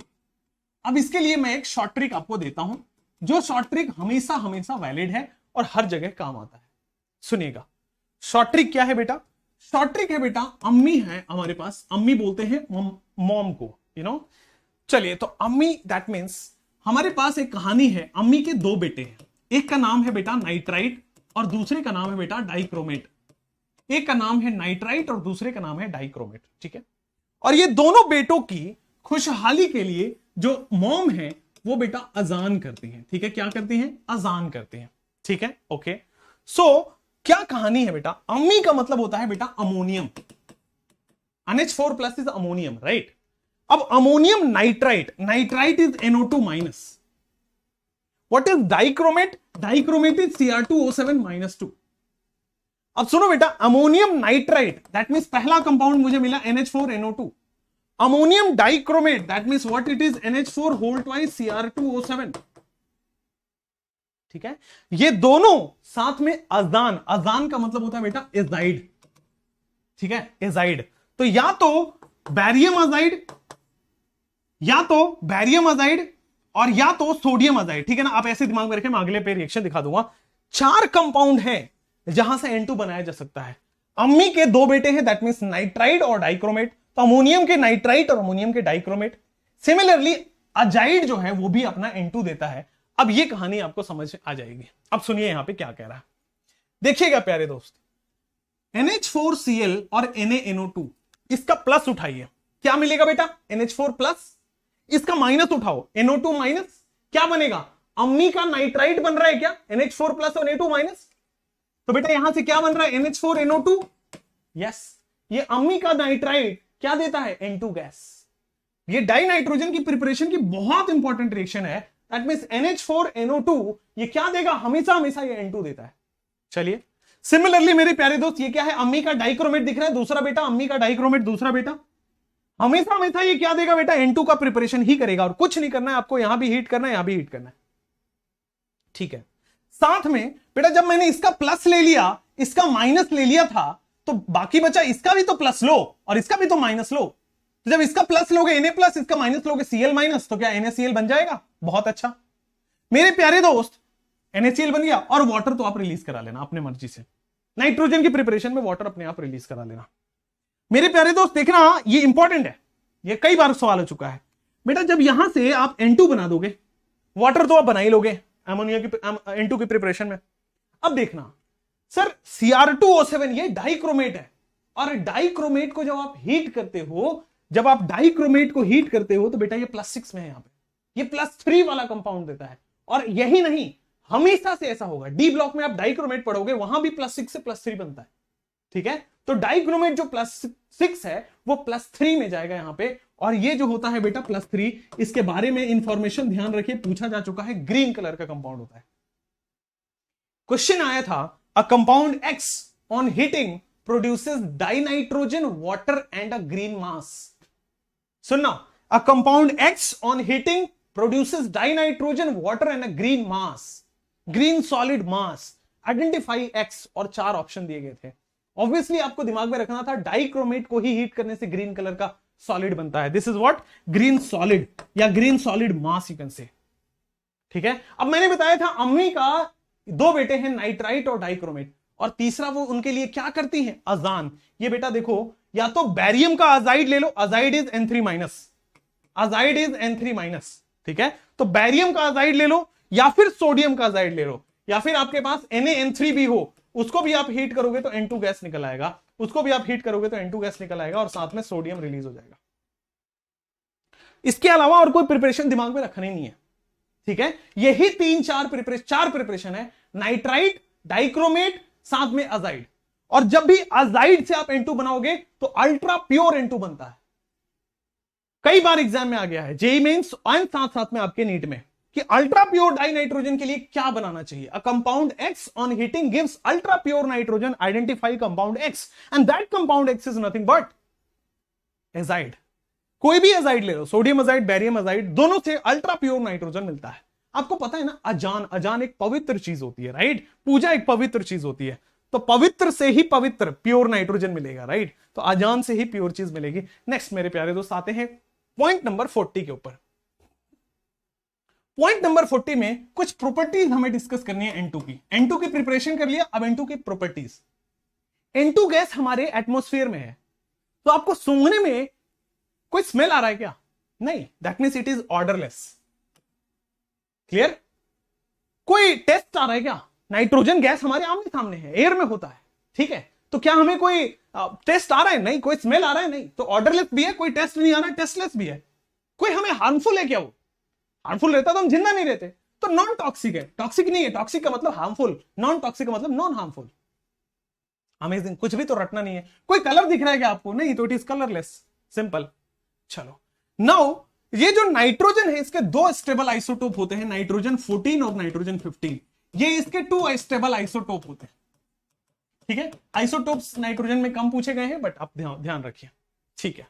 चलिए नाउ अब आते हैं, ये जो नाइट्राइड है, ये जो अपना नाइट्रोजन है, नाइट्रोजन, इसकी रिएक्शन अब करनी है। देखना, वैसे तो N2 जो है वो बहुत हाई स्टेबल है, वैसे तो जो N2 है वो बहुत हाई स्टेबल है। कैसे आपको पता चला? भाई नाइट्रोजन के 3 बॉन्ड बन रहे हैं ना, देखो नाइट्रोजन के 1 बॉन्ड, 2 बॉन्ड, 3 बॉन्ड, 3 बॉन्ड को तोड़ने के लिए बहुत हाई एनर्जी देनी पड़ेगी। That means bond energy is very very high. बहुत अच्छा, that means if bond energy बहुत ज्यादा है इसके पास, बॉन्ड एनर्जी बहुत ज्यादा है, दैट मींस ये जनरल टेंपरेचर पे तो रिएक्शन नहीं कर रहा है। रिएक्शन तब करेगा ना जब ये टूटेगा, इलेक्ट्रॉन फ्री होगा। रिएक्शंस में इलेक्ट्रॉन पार्टिसिपेट करता है, ठीक है। तो ये टूटेगा ही नहीं, तो इलेक्ट्रॉन फ्री नहीं होगा, तो रिएक्शन कैसे करेगा? दैट मींस हमें बहुत हाई टेंपरेचर देना पड़ेगा यहां पे, तभी तो ये टूटेगा, तभी तो रिएक्शन करेगा। इसीलिए एनसीईआरटी में लिखा हुआ है कि N2 reacts but at high temperature. Why high temperature? Because high temperature पे ही बॉन्ड टूटेगा और इलेक्ट्रॉन फ्री होगा। अभी मैं आपको दिखा देता हूं वो चीज। कह रहा है कि इसके पास हाई बॉन्ड एनर्जी है, हमने भी बोल दिया कि बहुत हाई बॉन्ड एनर्जी, एक नहीं 3-3 बॉन्ड को तोड़ने वाली एनर्जी चाहिए। तो ये कह रहा है कि राइज इन टेंपरेचर अगर आप करो, अगर आप इन टेंपरेचर को इंक्रीज करो तो फिर ये रिएक्शन कर लेगा। टेंपरेचर इंक्रीज करने से बॉन्ड टूटेगा, रिएक्शन हो जाएगा। मेरे प्यारे दोस्तों, आप देख सकते हो हमारे पास लिथियम है, लिथियम का +1 होता है, nitrogen that means -3, criss cross करने से बेटा Li3n लिथियम नाइट्राइड बन रहा है। क्या रटना नहीं है, रिएक्शंस अपने आप आपके सामने आएंगे if you know the concepts. मेरे प्यारे दोस्त, मैग्नीशियम अगर नाइट्रोजन से रिएक्शन कर रहा है, ध्यान रखें ये सारी reactions very very high temperature पे होंगी। Delta means temperature. मैग्नीशियम +2 और नाइट्रोजन -3। मेरे प्यारे दोस्त, कुछ भी रटना नहीं होता, just do the criss cross and you will get the answer. आप देख सकते हो यहां पे डाई नाइट्रोजन की हमने बहुत अमेजिंग वे में हमने रिएक्शंस कर ली हैं। चलिए आइए, बहुत मतलब हिस्ट्री इसका गवाह है। जेई की उठा लो तो भी n नंबर ऑफ क्वेश्चंस आए हैं, नीट उठा लो तो भी n नंबर ऑफ क्वेश्चंस आए हैं। पता नहीं इसमें क्या दिखता है। और एनसीईआरटी में इसी चैप्टर में 2 बार लिखा गया है, मेटलर्जी में फिर से 2 बार लिखा गया इस रिएक्शन को, एंड पीरियोडिक टेबल में फिर से 1 बार लिखा गया रिएक्शन। एनसीईआरटी में इटसेल्फ 5 बार रिपीटेड है ये single reaction. I don't know what's the importance, but हाँ मैं भी हर साल पढ़ाता हूं, आपको भी पढ़ाना है और क्वेश्चन आ जाते हैं। चलिए पढ़ते हैं। नाइट्रोजन की रिएक्शन बेटा हाइड्रोजन से, N2 की रिएक्शन हाइड्रोजन से, N2 + H2 अमोनिया बनता है, सबको पता है, बट इतना पता होना काफी नहीं है। सवाल कुछ और आता है, सुनिएगा। N2 + 3H2 जो है वो क्या होता है बेटा? N2 + 3H2 773 केल्विन पे। आपको टेंपरेचर भी दिमाग में रखना है। अगर आपको 773 केल्विन दिमाग में नहीं रह रहा है, आप सिंपल रखिए बेटा 700 केल्विन पे, 700 केल्विन पे born Haber cycle, born Haber process होता है। अमोनिया का फॉर्मेशन है, इसको बोला जाता है हैबर्स प्रोसेस, ठीक है ना। अब देखना, इसका टेंपरेचर भी आपको ध्यान रखना है, यह भी पूछा जा चुका है और पूछा जा सकता है दोबारा। और बेटा इसमें जो डेल्टा H है वो एक्सोथर्मिक रिएक्शन होती है, ध्यान रखें, this is the exothermic reaction. यहां पे एनर्जी रिलीज होती है, ठीक है। पॉइंट नंबर 42 में एनर्जी रिलीज हो रही है हैबर्स प्रोसेस में। टेंपरेचर इज 700 केल्विन, एंड साथ में डेल्टा H की वैल्यू भी आपको दिमाग रखनी है, that is delta H is equal to -46 kilojoule per mole. Exact value मत रखो, आप उतने तो ऑप्शन देख के आपको याद आ जाएंगे एग्जाम में, राइट। तो -46 किलोजूल पर मोल और साथ में 700 केल्विन एंड एक्सोथर्मिक रिएक्शन। और रिएक्शन तो ये 9th-10th के बच्चे को भी याद होता है, N2 + 3H2 is giving twice ammonia. चलो नाउ अब देखना, ये जो हमारा N2 है, ये जो हमारा N2 है, H2 से तो रिएक्शन कर लिया। अब आते हैं बेटा O2 से रिएक्शन करा के बताते हैं इसकी। अब आते हैं O2 से रिएक्शन करा के बताते हैं। देखो N2 की हर एक रिएक्शन में टेंपरेचर बहुत ज्यादा है। अब आपको पता चल गया होगा कि क्यों टेंपरेचर ज्यादा है। Yes, because I have given the concept now कि N और N 3 बॉन्ड है, 3 बॉन्ड को तोड़ने के लिए हाई टेंपरेचर की रिक्वायरमेंट है। सुनिएगा दोस्त, N2 + O2 में मुझे हीट देना ही पड़ेगा। यहां भी हीट दिया, यहां देखो 700 केल्विन दे दिया, मतलब वेरी हाई टेंपरेचर, बहुत ज्यादा हीट दे दिया। N2 + O2 जो है बेटा, यहां एक आप देखो ना, स्टोइकोमेट्री इसको सॉल्व कर लो, आंसर आ जाएगा। स्टोइकोमेट्री सॉल्व कर लो, आंसर आ जाएगा, ठीक है। अगर ये NO को वापस आप O2 देते हो, ये O2 कहां से आएगा? तो आपके एटमॉस्फेयर में O2 है, वहां से आ जाएगा। तो बेटा फिर ये NO2 गैस बना लेता है जो कि ब्राउन कलर का होता है, ठीक है, ये आप दिमाग में नहीं भी रख सकते क्योंकि एनसीईआरटी में नहीं दिया हुआ। ठीक है, नाइट्रोजन की ऑक्सीजन से रिएक्शन क्या बनाता है? NO। एकदम स्टोइकोमेट्री वाली रिएक्शन है, 2 that means twice of NO बनेगा। ठीक है, अगर उसको एटमॉस्फेरिक ऑक्सीजन मिल गया तो वो ब्राउन कलर की गैस बन जाता है। NO is a colourless gas. NO is a colourless gas, आपको दिखेगा भी बाद में, मैं NO पढ़ाऊंगा भी, तो NO is a colourless gas. But इसको जैसे ही O2 मिला ये NO2 में कन्वर्ट हो जाएगा। तो बेटा 43 पॉइंट्स आपके कवर हो गए क्या? नाइट्रोजन फैमिली के 43 पॉइंट्स आपके कवर हो गए। Let's go to the 44th family. Yes, ammonia. Now N2 हो गया। अब हमारा जो ये है अमोनिया, नेक्स्ट जो आपका टॉपिक है दैट इज अमोनिया। अमोनिया को कैसे बनाते हैं? फर्टिलाइजेशन में अमोनिया का रिक्वायरमेंट है। भाई आप खेती करते हो, फार्म लैंड्स की खेती करते हो, वहां पे आपको अमोनिया की रिक्वायरमेंट पड़ती है फॉर द ह्यूमस। अब सुनते हैं बात, अमोनिया की रिक्वायरमेंट जब होती है तो वो कैसे बनता है? सॉइल में, आपके मिट्टी में अमोनिया कैसे बनाया जाता है? तो आप यूरिया का नाम सुना होगा आपने। यूरिया के डीके से, यूरिया के सड़ने से आप देख सकते हो अमोनिया की प्रिपरेशन कैसे होगा। तो अमोनिया जो है वो प्रिपेयर होता है बाय द डीके, मतलब सड़ने से। किसके सड़ने से? Nitrogenous organic matter that means urea. That आपको क्या ध्यान रखना है, यूरिया का हम क्या कराते हैं? सड़ाते हैं, दैट मींस डीके कराते हैं। और उस डीके कराने से आपको क्या बनता है? अमोनिया का फॉर्मेशन होता है। अब यहां देखिएगा, ये मेरे पास यूरिया है। यूरिया सबको पता है, NH2CO NH2, this is urea. सड़ना गलना मतलब हम पानी भी तो डालते हैं बेटा, तो हमने पानी डाला, ये क्या होगा बेटा? अमोनियम कार्बोनेट का फॉर्मेशन कर लेता है। ठीक है, बाय टेकिंग वाटर भी ले लेता है एटमॉस्फेयर से, ऑक्सीजन भी ले लेता है एटमॉस्फेयर से, तो बेटा ये अमोनियम कार्बोनेट का फॉर्मेशन करेगा। इन दोनों से क्या बनेगा बेटा? NH4 होल ट्वाइस CO3, ये अमोनियम कार्बोनेट का फॉर्मेशन कर लेगा। अमोनियम कार्बोनेट को हीट करोगे तो ये क्या बनेगा बेटा? Ammonia plus water plus CO2। Ammonium carbonate को हीट करोगे तो क्या बनेगा बेटा? Ammonia plus water plus CO2। ठीक है, चलिए वापस से बेटा वही सेम रिएक्शन है आपके पास। हाँ, ये क्या है बेटा? ये है आपके पास स्मॉल क्वांटिटीज में, आपके खेतों में ऐसे बनता है। बट अगर मैं इसको दूसरा वे भी ये बनाने का, इसका दूसरा वे क्या है? तो देखो ये दोनों रिएक्शंस, अब इसका दूसरा वे है ये दोनों रिएक्शंस आपको याद नहीं करने हैं क्योंकि रिएक्शंस आपको दिए होंगे, आपको बस ऑप्शंस देखना होता है कंपटीशन में। चलिए अब देखिएगा, यहां पे इसका प्लस उठाइए और इसका माइनस उठाइए। प्यारे दोस्त, ये क्या है? बेस है क्या? सब लोग बोलना मुझे, क्या ये बेस है क्या? OH minus. यस, इस OH माइनस को सामने वाले से प्लस चाहिए। मेरे प्यारे दोस्त, इस OH माइनस को सामने वाले से प्लस चाहिए। हाँ भाई, अगर इस माइनस NH प्लस में से आपके पास क्या है, एक सेकेंड, आपके पास क्या है? NH4 प्लस है ना। अगर ये क्या करेगा? H प्लस यहां से चुरा लेगा तो क्या अमोनिया बचेगा? ये देख लो बन गया। OH माइनस और H प्लस वाटर का फॉर्मेशन कर दिया है, और Ca प्लस और Cl minus that means CaCl2 बन गया। देखना, ये बेस है बेटा, बेस को H प्लस चाहिए होता है वाटर बनाने के लिए, तो ये बेस NH4 प्लस, देखना यहां से वहां से H प्लस चुराया तो वाटर का फॉर्मेशन कर दिया। NH4 प्लस में से H प्लस निकला तो अमोनिया बन गया, एंड साथ में CaCl2 आपको बनता हुआ दिख रहा है। अगेन मेरे प्यारे दोस्त, यहां पे अगेन OH माइनस है।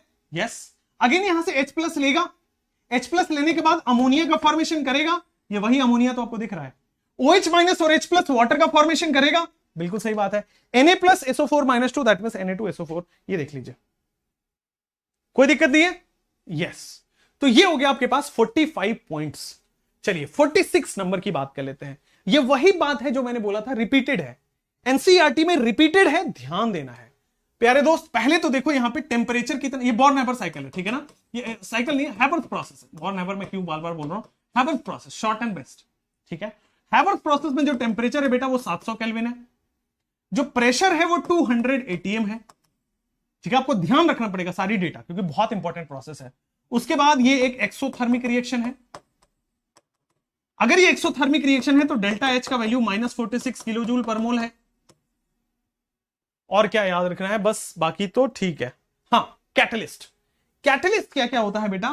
कैटलिस्ट होता है आयरन ऑक्साइड और साथ में बेटा K2O and Al2O3, iron oxide K2O and Al2O3, ये सारे के सारे क्या होते हैं बेटा? कैटलिस्ट का फॉर्म होता है। ये सारे के सारे कैटलिस्ट यूज होते हैं किसमें?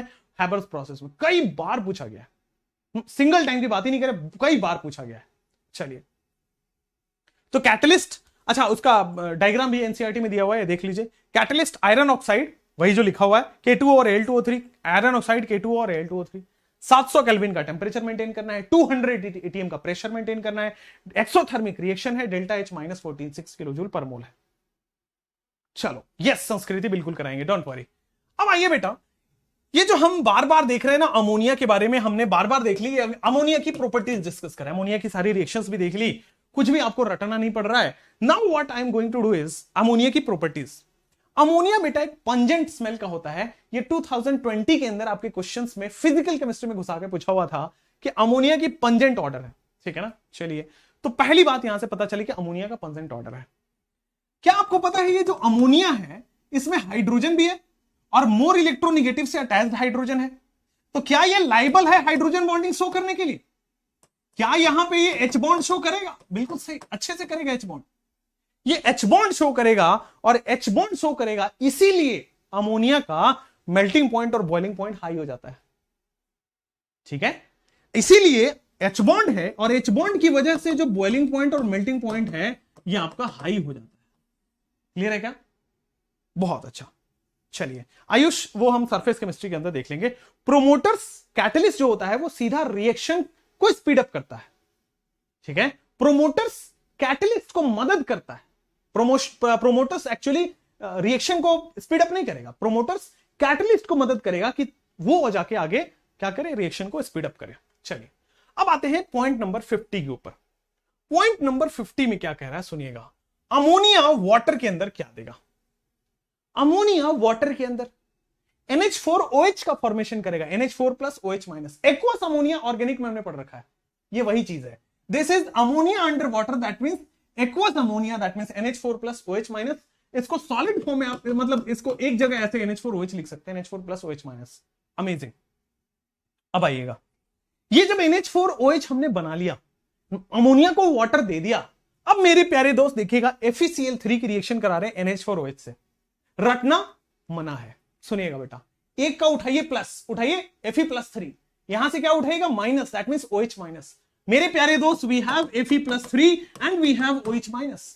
क्या हम क्रिस क्रॉस करा के प्रोडक्ट लिख दें? FeOH होल थ्राइस दिख रहा है सब लोगों को? क्या मैं हवा हवा में खिला सकता हूं आपको FeOH whole thrice? Yes, FeOH whole thrice आप यहां पे लिख सकते हैं, that means we have FeOH whole thrice. ये आयरन एंड वाटर का कॉम्बिनेशन आ रहा है, थोड़ा बहुत फील करने की जरूरत है। यहां पे आयरन और वाटर का कॉम्बिनेशन है, राइट? ओके, आप इसको अलग तरीके में जब इसको वाटर सेग्रीगेट करके लिखें तो ये आयरन का ऑक्साइड और वाटर आएगा इस तरह से, ठीक है ना। ये आयरन का ऑक्साइड और वाटर। अच्छा, मैंने इसका कलर बता रखा है।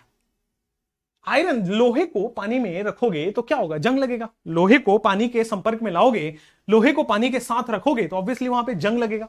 रस्टिंग, और रस्टिंग का कलर क्या होता है? वो जो रस्ट झड़ के नीचे गिरता है उसका कलर क्या होता है? क्या वो ब्राउनिश रेडिश ब्राउन कलर का होता है? यस, आयरन है, वाटर है, रेडिश ब्राउन कलर होना तय है। दैट मींस आपको रटना कुछ भी नहीं है, या तो ब्राउन पीपीटी लिखा हो या तो रेडिश ब्राउन लिखा हो, they both are the same thing. Sir इसका प्लस इसका माइनस ले लिया, इसके प्लस को ले NH4+, और इसके माइनस को लो Cl- NH4Cl बनता हुआ नजर आ रहा है। बहुत अच्छा। नाउ मेरे प्यारे दोस्त सेकंड इक्वेशन, सेकंड इक्वेशन क्या है? Zn+2 and OH-। ZnOH whole twice, ठीक है। अब देखना, मैंने आपको सिखाया था कि जन्म होता है, Zn इज व्हाट? जन्म। जब जन्म होता है इंसान का तो पानी के साथ नहलाया जाता है, तो छोटा छोटा बेबी बड़ा व्हाइट व्हाइट सा दिखता है, ठीक है ना। एक्सेप्शंस आर ऑलवेज देयर, हाँ, बट ZnOH होल ट्वाइस, जन्म में जब इंसान को नहलाया जाता है, वाटर दिया जाता है, तो इंसान गोरा गोरा दिखता है, ठीक है। ऑब्वियसली मैं तो गोरा दिखा ही होऊंगा, आपको दिख रहा होगा, तो बेटा व्हाइट कलर की प्रेसिपिटेट यहां पे बनेगी। Next, okay, so there is a bumper offer for NEET UG subscription. I don't know ये कैसे आ गया यहाँ पे। सो 3 मंथ्स की सब्सक्रिप्शन आप लेंगे तो मेरे प्यारे दोस्त बाहुबली कोड अगर आप लगा देते हैं तो बाहुबली कोड लगाने से ये आपका 1 अगस्त तक वैलिड रह जाएगा, मतलब 3 मंथ का सब्सक्रिप्शन लेंगे 4.5 महीने तक रह जाएगा। That's amazing. चलिए अब आते हैं क्वेश्चन नंबर 50 हो गया, 50 हो गया। थोड़ा सा आपसे थोड़ा 2 सेकंड 3 सेकंड बात करते हैं, और आप लोग शेयर किया करें चारों तरफ। अब आप लोग शेयर किया करें चारों तरफ, फिर जाके मैं आपको, हाँ, पूरे 90 पॉइंट्स में मैं आपको कवर कर दूंगा, सो डोंट वरी। एंड बिना दोस्ती के बैठे हो दोस्त, क्या कर रहे हो? ये बिना दोस्ती के बैठे हो? ओ माय गॉड, ये क्या है? बिना दोस्ती के बैठे हो आप? ओहो, चलो, कैसा चल रहा है आप लोगों का जिंदगी? सब बढ़िया चल रहा है? अच्छा, और संन्यास ले लिया? ओके, DNF ब्लॉक का ऐसा सेशन होगा, बिल्कुल होगा, डोंट वरी। बहुत अच्छा सर। 30, हाँ बहुत अच्छा। 36 पॉइंट भी मैं रिपीट कर दूंगा बाद में, डोंट वरी, ठीक है। यस, और इसका मैं आपको शॉर्ट नोट्स डाल दूंगा, ठीक है ना। इसका शॉर्ट नोट्स मैं आपको डाल दूंगा, कहां पे डाल दूंगा मैं आपको बता दूं। That means t.me/VT Sir Chemistry नाम का चैनल है, ठीक है ना, VT Sir Chemistry। तो इस चैनल पे मैं आपको इसका नोट्स डाल दूंगा, ठीक है। परेशान है, पावड़ी हो रही है, अच्छा बहुत अच्छा। तो देख लो बेटा 53 तक, मतलब 50 तक तो हो ही गया, चलो दोस्ती हो गई है, अच्छा क्रिस्टल क्लियर है, बहुत अमेजिंग। आप हैं तो फिर क्या गम है, क्या बात कर रहा हूं, सही बोल रहे हो, सही बोल रहा हूं। अरे सच बताओ, अच्छी बात है, अच्छी बात है, अमेजिंग। तो एक दिन में पूरा नाइट्रोजन फैमिली कंप्लीट होगा, फिर हम कंप्लीट करेंगे क्या, नाइट्रोजन फैमिली के बाद हम कंप्लीट करेंगे क्या, अपना अमेजिंग सा ऑक्सीजन फैमिली कल, और फिर halogen family and inert gas family. Halogen छोटा है इसलिए हैलोजन और इनर्ट को एक साथ रख दिया मैंने, ठीक है। यस, 3 पेज कंप्लीट हो गए, बहुत बढ़िया सर जी। ओपी कैसा लग रहा है आपको, ये सेशन अच्छा है, फायदेमंद है, मेरी तरफ से तो बहुत फायदेमंद है। आप देखो ना, अगर आपने पेज में लिख लिया 90 पेजेस, अगर आपने नहीं भी लिख रहे तो कोई बात नहीं, मैं नोट्स तो शेयर कर ही दूंगा, ठीक है। और आप अपने अमेजिंग नोट्स को शेयर कर सकते हैं टेलीग्राम हैंडल पे, दैट मींस @विशाल केमिस्ट्री, ठीक है ना। ये मेरा पर्सनल टेलीग्राम हैंडल है, तो आप अपने खूबसूरत खूबसूरत नोट्स यहाँ पे भेज सकते हैं। थैंक यू, ऑसम, सही है, सही है, बहुत अच्छा, गर्दा मचा दिया, अच्छा, अच्छी बात है। कल ऑक्सीजन हाईलाइटेड सीरीज कंटिन्यू रखना, बिल्कुल रखेंगे, बिल्कुल रखेंगे।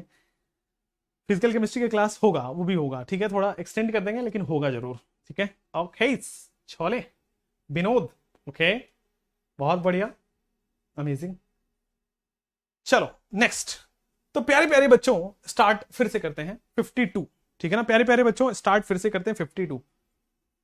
चलिए, अब 52 में क्या है प्यारे दोस्त, क्या अमोनिया के ऊपर लोन पेयर है, यस। तो लोन पेयर है तो बेस की तरह काम करेगा, क्योंकि लोन पेयर डोनर को ही तो क्या बोलते हैं, बेस। अगर अमोनिया के ऊपर लोन पेयर है तो वो बेस की तरह काम करेगा, दैट मींस वो लुईस बेस है। तो 52 पॉइंट कवर। आओ 53 पे। अब अगर ये लुईस बेस है तो ये मेटल्स को डोनेट, मतलब मेटल्स को क्या किसी को भी डोनेट कर सकता है भाई। लुईस बेस की क्या टेंडेंसी होती है, इट डोनेट्स लोन पेयर। चलो, तो प्यारे दोस्त मेरे पास यहां पे अमोनिया है, ठीक है ना, अमोनिया ये एक लुईस बेस है, और सामने वाला मेटल है, मेटल क्या होता है, एक्सेप्टर। तो बेटा ये लोन पेयर, बेटा ये लोन पेयर क्या यहां चला जाएगा, क्या ये लोन पेयर यहां एक्सेप्ट हो जाएगा, यस। तो प्यारे प्यारे दोस्तों CuNH3 whole twice +2 coordination compound बनता है, ठीक है ना प्यारे दोस्तों। अमोनिया और कॉपर का कॉम्बिनेशन, सॉरी रुक जाओ एक सेकेंड, यस। तो प्यारे दोस्त अमोनिया CuNH3 होल ट्वाइस बन रहा है, ओके। नाउ ये डीप ब्लू कलर कैसे याद रखे, ओके। कॉपर का अमोनिया, कॉपर बेटा ब्लू विट्रियल शो करता है, कॉपर CuSO4.5H2O ये ब्लू विट्रियल शो करता है, तो कॉपर के कलर्स ब्लू होंगे।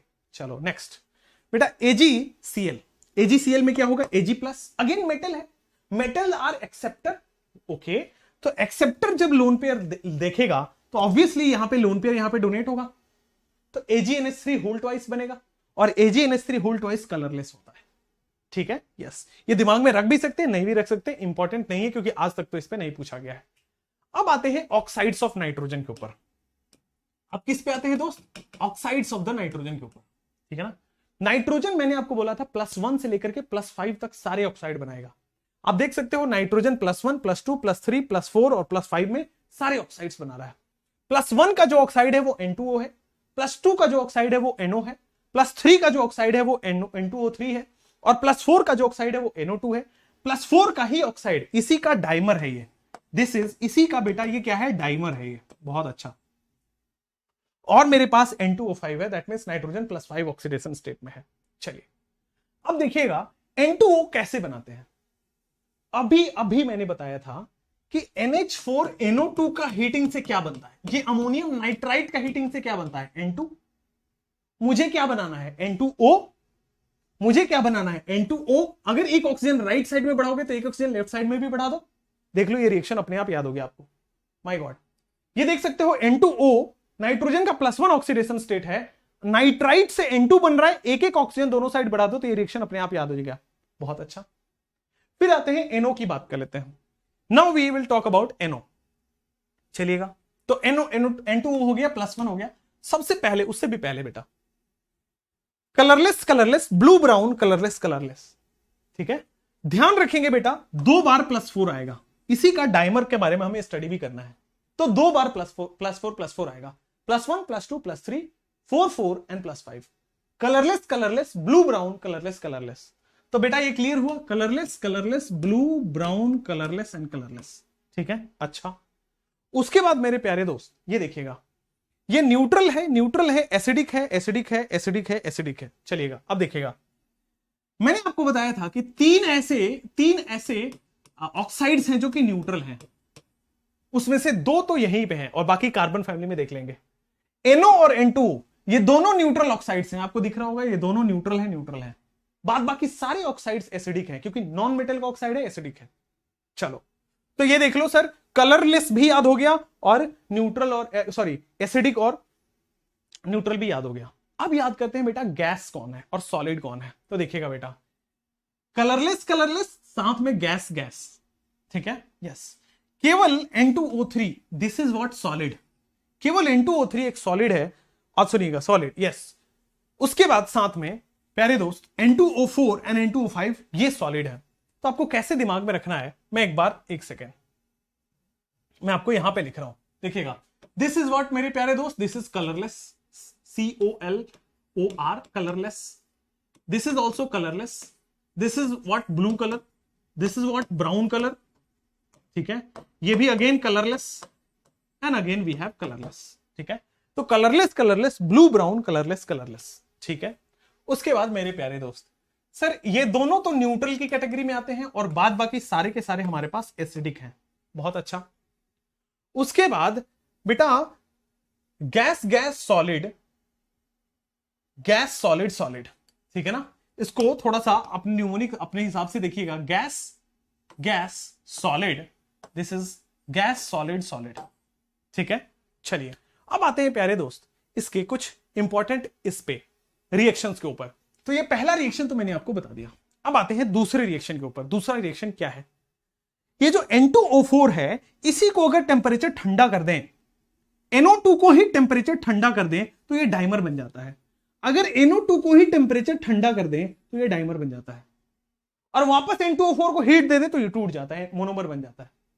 N2O4 को ठंडा कर दो तो दो, ठंडे में 2 लोग पास में रहते हैं बेटा, तो ठंडा कर दो तो 2 लोग पास में आ जाएंगे। लेकिन इसी को गर्म कर दो तो गर्म में 2 लोग अलग अलग रहते हैं, दैट मींस NO2 बन जाएगा। बहुत अच्छा, अब नहीं भूलोगे, राइट?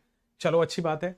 नाउ मेरे प्यारे दोस्त, सर ये जो NO है, ये जो NO है, और ये जो हमारा क्या बना है N2O4, ठीक है ना, ये जो हमने N2O4 बनाया और ये जो हमने NO बनाया, ठीक है ना, पहले NO की बात कर लेते हैं। NO बनाने के लिए आपको सोडियम नाइट्राइट लेना पड़ेगा, iron sulphate and sulphuric acid. ठीक है ना, NaNO2, iron sulphate and sulphuric acid. जब आप इसको रिएक्ट करेंगे तो बेटा आयरन का Fe2SO4 होल थ्राइस बन जाएगा। ठीक है, Fe2SO4 होल थ्राइस, साथ में यहां पे NO बनता हुआ नजर आएगा। ठीक है, NO बनाने का दूसरा और भी तरीका है, N2 + O2 will give you twice NO, ये भी बना सकते हो। ठीक है, बट ये भी रिएक्शन आप दिमाग में रखिए कि Na2SO4 सॉरी NaNO2 किससे रिएक्शन होगा, FeSO4 और H2SO4 के साथ। तो आपको क्या बनेगा, Fe2SO4 होल थ्राइस और साथ में NO बन जाएगा, बाद बाकी बाई प्रोडक्ट है। चलिए, ये जो हमने NO बनाया और जो ठंडे में N2O4 बना था, इन दोनों को मिलाने से N2O3 बन जाता है। NO प्लस N2O4 को मिलाने से हमारे पास N2O3 बन जाता है। चलिए कैसे ये दिमाग में रखेंगे, तो सर ये +2 वाला है और ये +4 वाला है, इन दोनों का एवरेज वाला दैट मींस +3 वाला कंपाउंड बन जाएगा। +2 + +4 +6 एवरेज लोगे तो इट इज 3, तो इन दोनों का एवरेज वाला यहां पे बन जाएगा। तो हमारे पास 1 2 3 याद हो गया। ठीक है, अब आते हैं प्यारे दोस्त, लेड नाइट्रेट को हीट करोगे तो आपको NO2 गैस मिलता है। लेड नाइट्रेट को जब आप हीट करते हो तो नाइट्रेट्स को हीट करने पे, लेड जैसे नाइट्रेट्स को हीट करने पे NO2 गैस रिलीज होता है। ठीक है, उसके बाद देखना बेटा HNO3 P4O10 से कैसे रिएक्शन करेगा। HNO3 जब P4O10 से रिएक्शन करता है तो फिर आपको N2O5 यहां पे रिलीज होता है। अच्छा, अब आपको ये सारे रिएक्शंस 2-3 बार आपको लिखने होंगे। ठीक है ना, ये सारे रिएक्शंस आपको 2-3 बार लिखने होंगे, फिर याद हो जाएगा। ये सारी चीजें मैंने आपको याद करा दी है, बट रिएक्शंस आपको 2-3 बार लिखना पड़ेगा। पहला रिएक्शन मैंने आपको दिमाग में रखा दिया, दूसरा रिएक्शन H2SO4 साथ में बेटा NaNO2 और FeSO4 डाला हुआ है, उसके बाद बेटा मेरे प्यारे दोस्त NO और N2O4 इसका एवरेज लेके बनाएंगे, लेड नाइट्रेट को हीट करने से बनेगा, फिर कूलिंग से N2O4 बन रहा है, फिर बेटा लास्ट में P4O10 और HNO3 है, तो उसके हिसाब से N2O5 बन जाएगा। तो ये 2-3 बार लिखेंगे तो आपको याद हो जाएगा। उसी तरह बेटा N2O, अब देखिएगा इसका स्ट्रक्चर भी आपको दिमाग में रखना है। N2O कैसा होगा, देखिए आप सब लोग यहां देखिए, N2O क्या होगा, N2+O, ठीक है। N2 क्या इस तरीके से होता है, और ऑक्सीजन के पास 6 वैलेंस इलेक्ट्रॉन होता है, सबको पता है ऑक्सीजन के पास 6 वैलेंस इलेक्ट्रॉन होता है। इसको 2 इलेक्ट्रॉन और अगर मिल जाए तो अपना काम अपडेट कंप्लीट कर लेगा। तो प्यारे दोस्त वही तो है वो N2O क्या है, N triple bond N O के साथ कोऑर्डिनेट बॉन्ड बना हुआ है, कोई दिक्कत नहीं है। यस, NO की बात कर लेते हैं, नाइट्रोजन एंड ऑक्सीजन। प्यारे दोस्त ऑक्सीजन के पास 6 वैलेंस इलेक्ट्रॉन, नाइट्रोजन के पास 5 वैलेंस इलेक्ट्रॉन, ठीक है ना, नाइट्रोजन के पास 5 वैलेंस इलेक्ट्रॉन, बहुत अच्छा। तो बेटा ऑक्सीजन जो है ये डबल बॉन्ड के साथ तो अपना बॉन्ड बना ही लेगा, ऑक्सीजन तो अपना डबल बॉन्ड बना के स्टेबल हो गया, बट ये ऑड इलेक्ट्रॉन मॉलिक्यूल की तरह रह गया। यहां पे नाइट्रोजन ऑड इलेक्ट्रॉन मॉलिक्यूल की तरह रह गया, अनस्टेबल है, इनकम्प्लीट ऑक्टेट है, ठीक है। अब आते हैं N2O3। N2O3 हमने कैसे बनाया था, N2O3 हमने कैसे बनाया था सर, N2O3 बनाने के लिए आप पहले NO2 बनाओ, ठीक है ना, NO2 ये हो गया, यस, और साथ में आप NO भी आपके पास है, ऑड इलेक्ट्रॉन मॉलिक्यूल, यस, इन दोनों को मिला दो, 2 ऑड इलेक्ट्रॉन मॉलिक्यूल मिलने से N2O3 बन जाते हैं।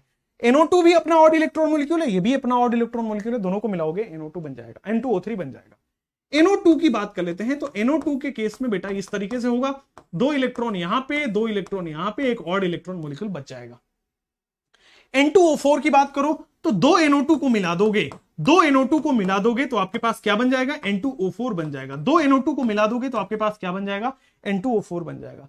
N2O4 बन चुका है, इसी में एक ऑक्सीजन अगर आप इंसर्ट कर दो तो N2O5 बन जाएगा, इसी में एक ऑक्सीजन अगर आप इंसर्ट कर दो तो N2O5 बन जाएगा, ठीक है।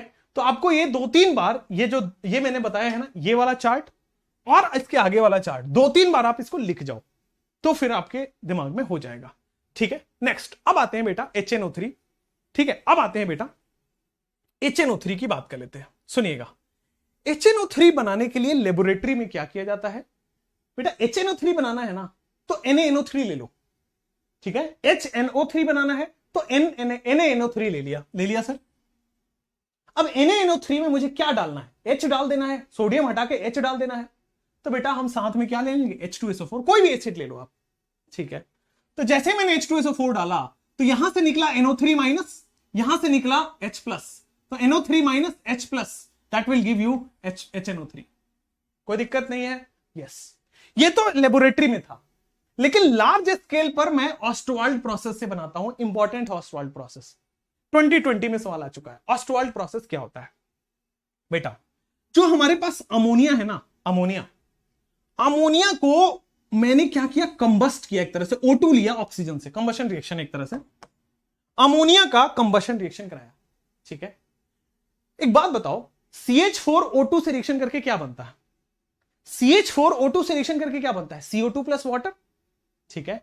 NH3O2 से रिएक्शन करके क्या बनेगा, कार्बन का ऑक्साइड प्लस वाटर बना है वहां पे, ठीक है। यहां भी नाइट्रोजन का ऑक्साइड प्लस वाटर बनेगा, और नाइट्रोजन का ऑक्साइड बेटा NO बनता है। ध्यान रखिए, जब हम ऑस्टवाल्ड प्रोसेस इस्तेमाल कर रहे हैं तो यहां पे मैं प्लैटिनम गॉज का इस्तेमाल कर रहा हूं, प्लैटिनम गॉज कैटलिस्ट, प्लैटिनम या रोहेनियम का गॉज कैटलिस्ट हम इस्तेमाल कर रहे हैं, ठीक है। तो चलिए, अमोनिया और 5O2 से जब हम रिएक्शन करेंगे तो प्लैटिनम कैटलिस्ट के प्रेजेंस में NO बनता है, ये NO एटमॉस्फेरिक ऑक्सीजन के प्रेजेंस में NO2 बनता है, ये NO एटमॉस्फेरिक ऑक्सीजन के प्रेजेंस में NO2 बनता है। इस NO2 को वाटर दे दो तो HNO3 बन जाता है, इस NO2 को वाटर दे दोगे तो HNO3 बन जाएगा, ठीक है। आप देख सकते हैं प्यारे से बेटा, HNO3 में नाइट्रोजन क्या +4 ऑक्सीडेशन स्टेट में है, नहीं, यहां पे हो जाएगा +8 -6 +5 ऑक्सीडेशन स्टेट है, ठीक है। चलो, +5 ऑक्सीडेशन स्टेट में nitrogen is in +5 oxidation state, हाँ। चलो, तो बेटा 56 और 57 क्लियर हुआ। 56 में मैंने यही बताया, अगर स्मॉल स्केल पे करना है ना तो HNO3 की जगह NaNO3 ले लो।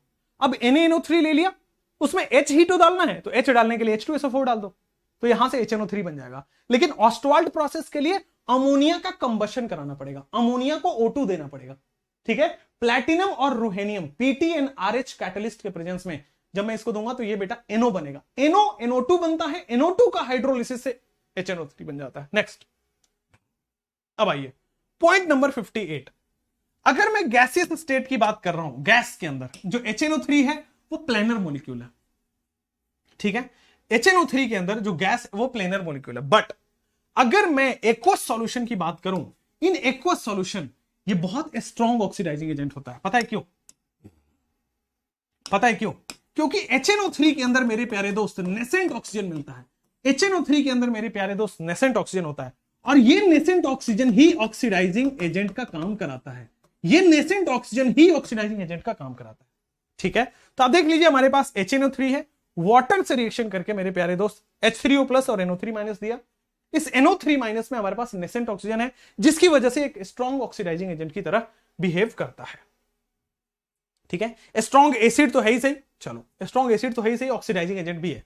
चलिए, अब चूंकि एक स्ट्रॉन्ग ऑक्सीडाइजिंग एजेंट है तो ये क्या करेगा?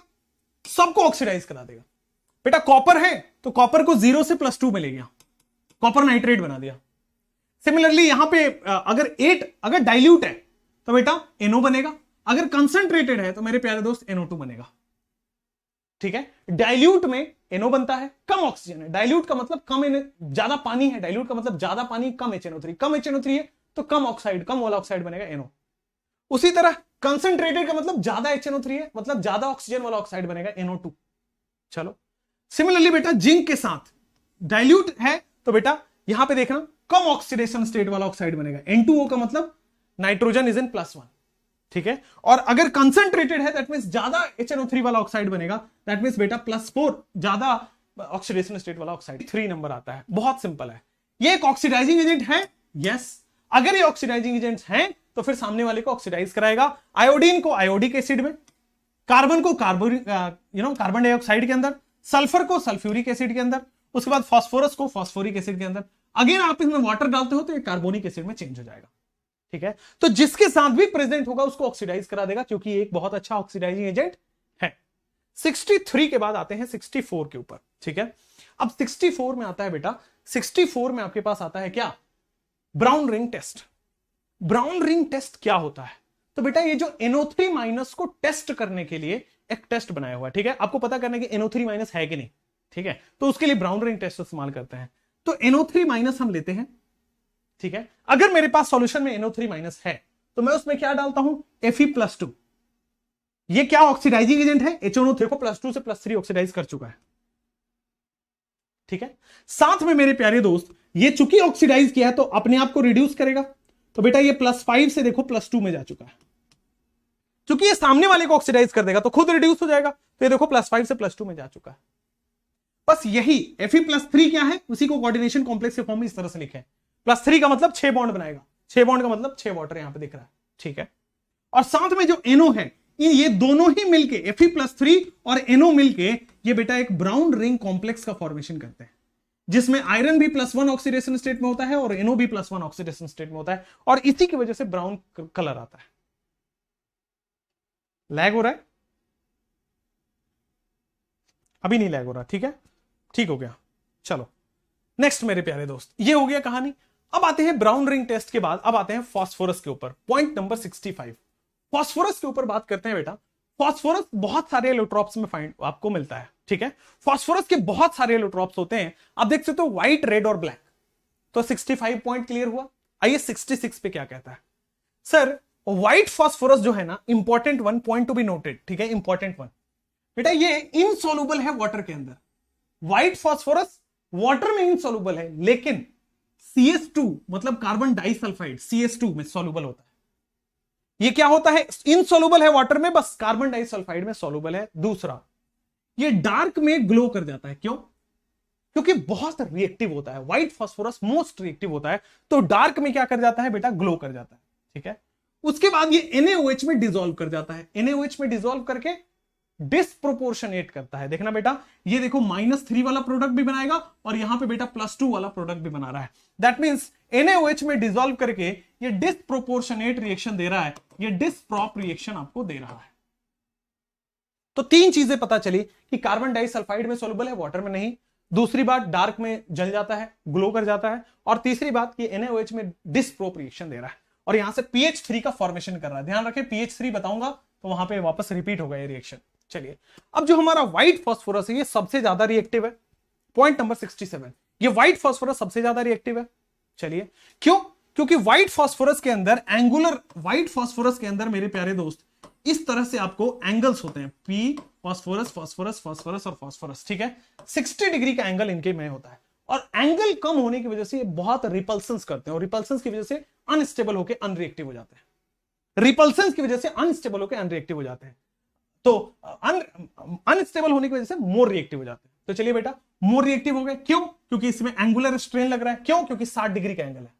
चलिए, और जैसे ही इसको ऑक्सीजन मिला, ये ग्लो कर जाता है और ग्लो करके P4O10 बना देता है, ठीक है। ये P4O10 बनता है और इसी से बेटा ये क्या होता है, व्हाइट डेंस फ्यूम, ठीक है ना, it gives dense white fumes of P4O10।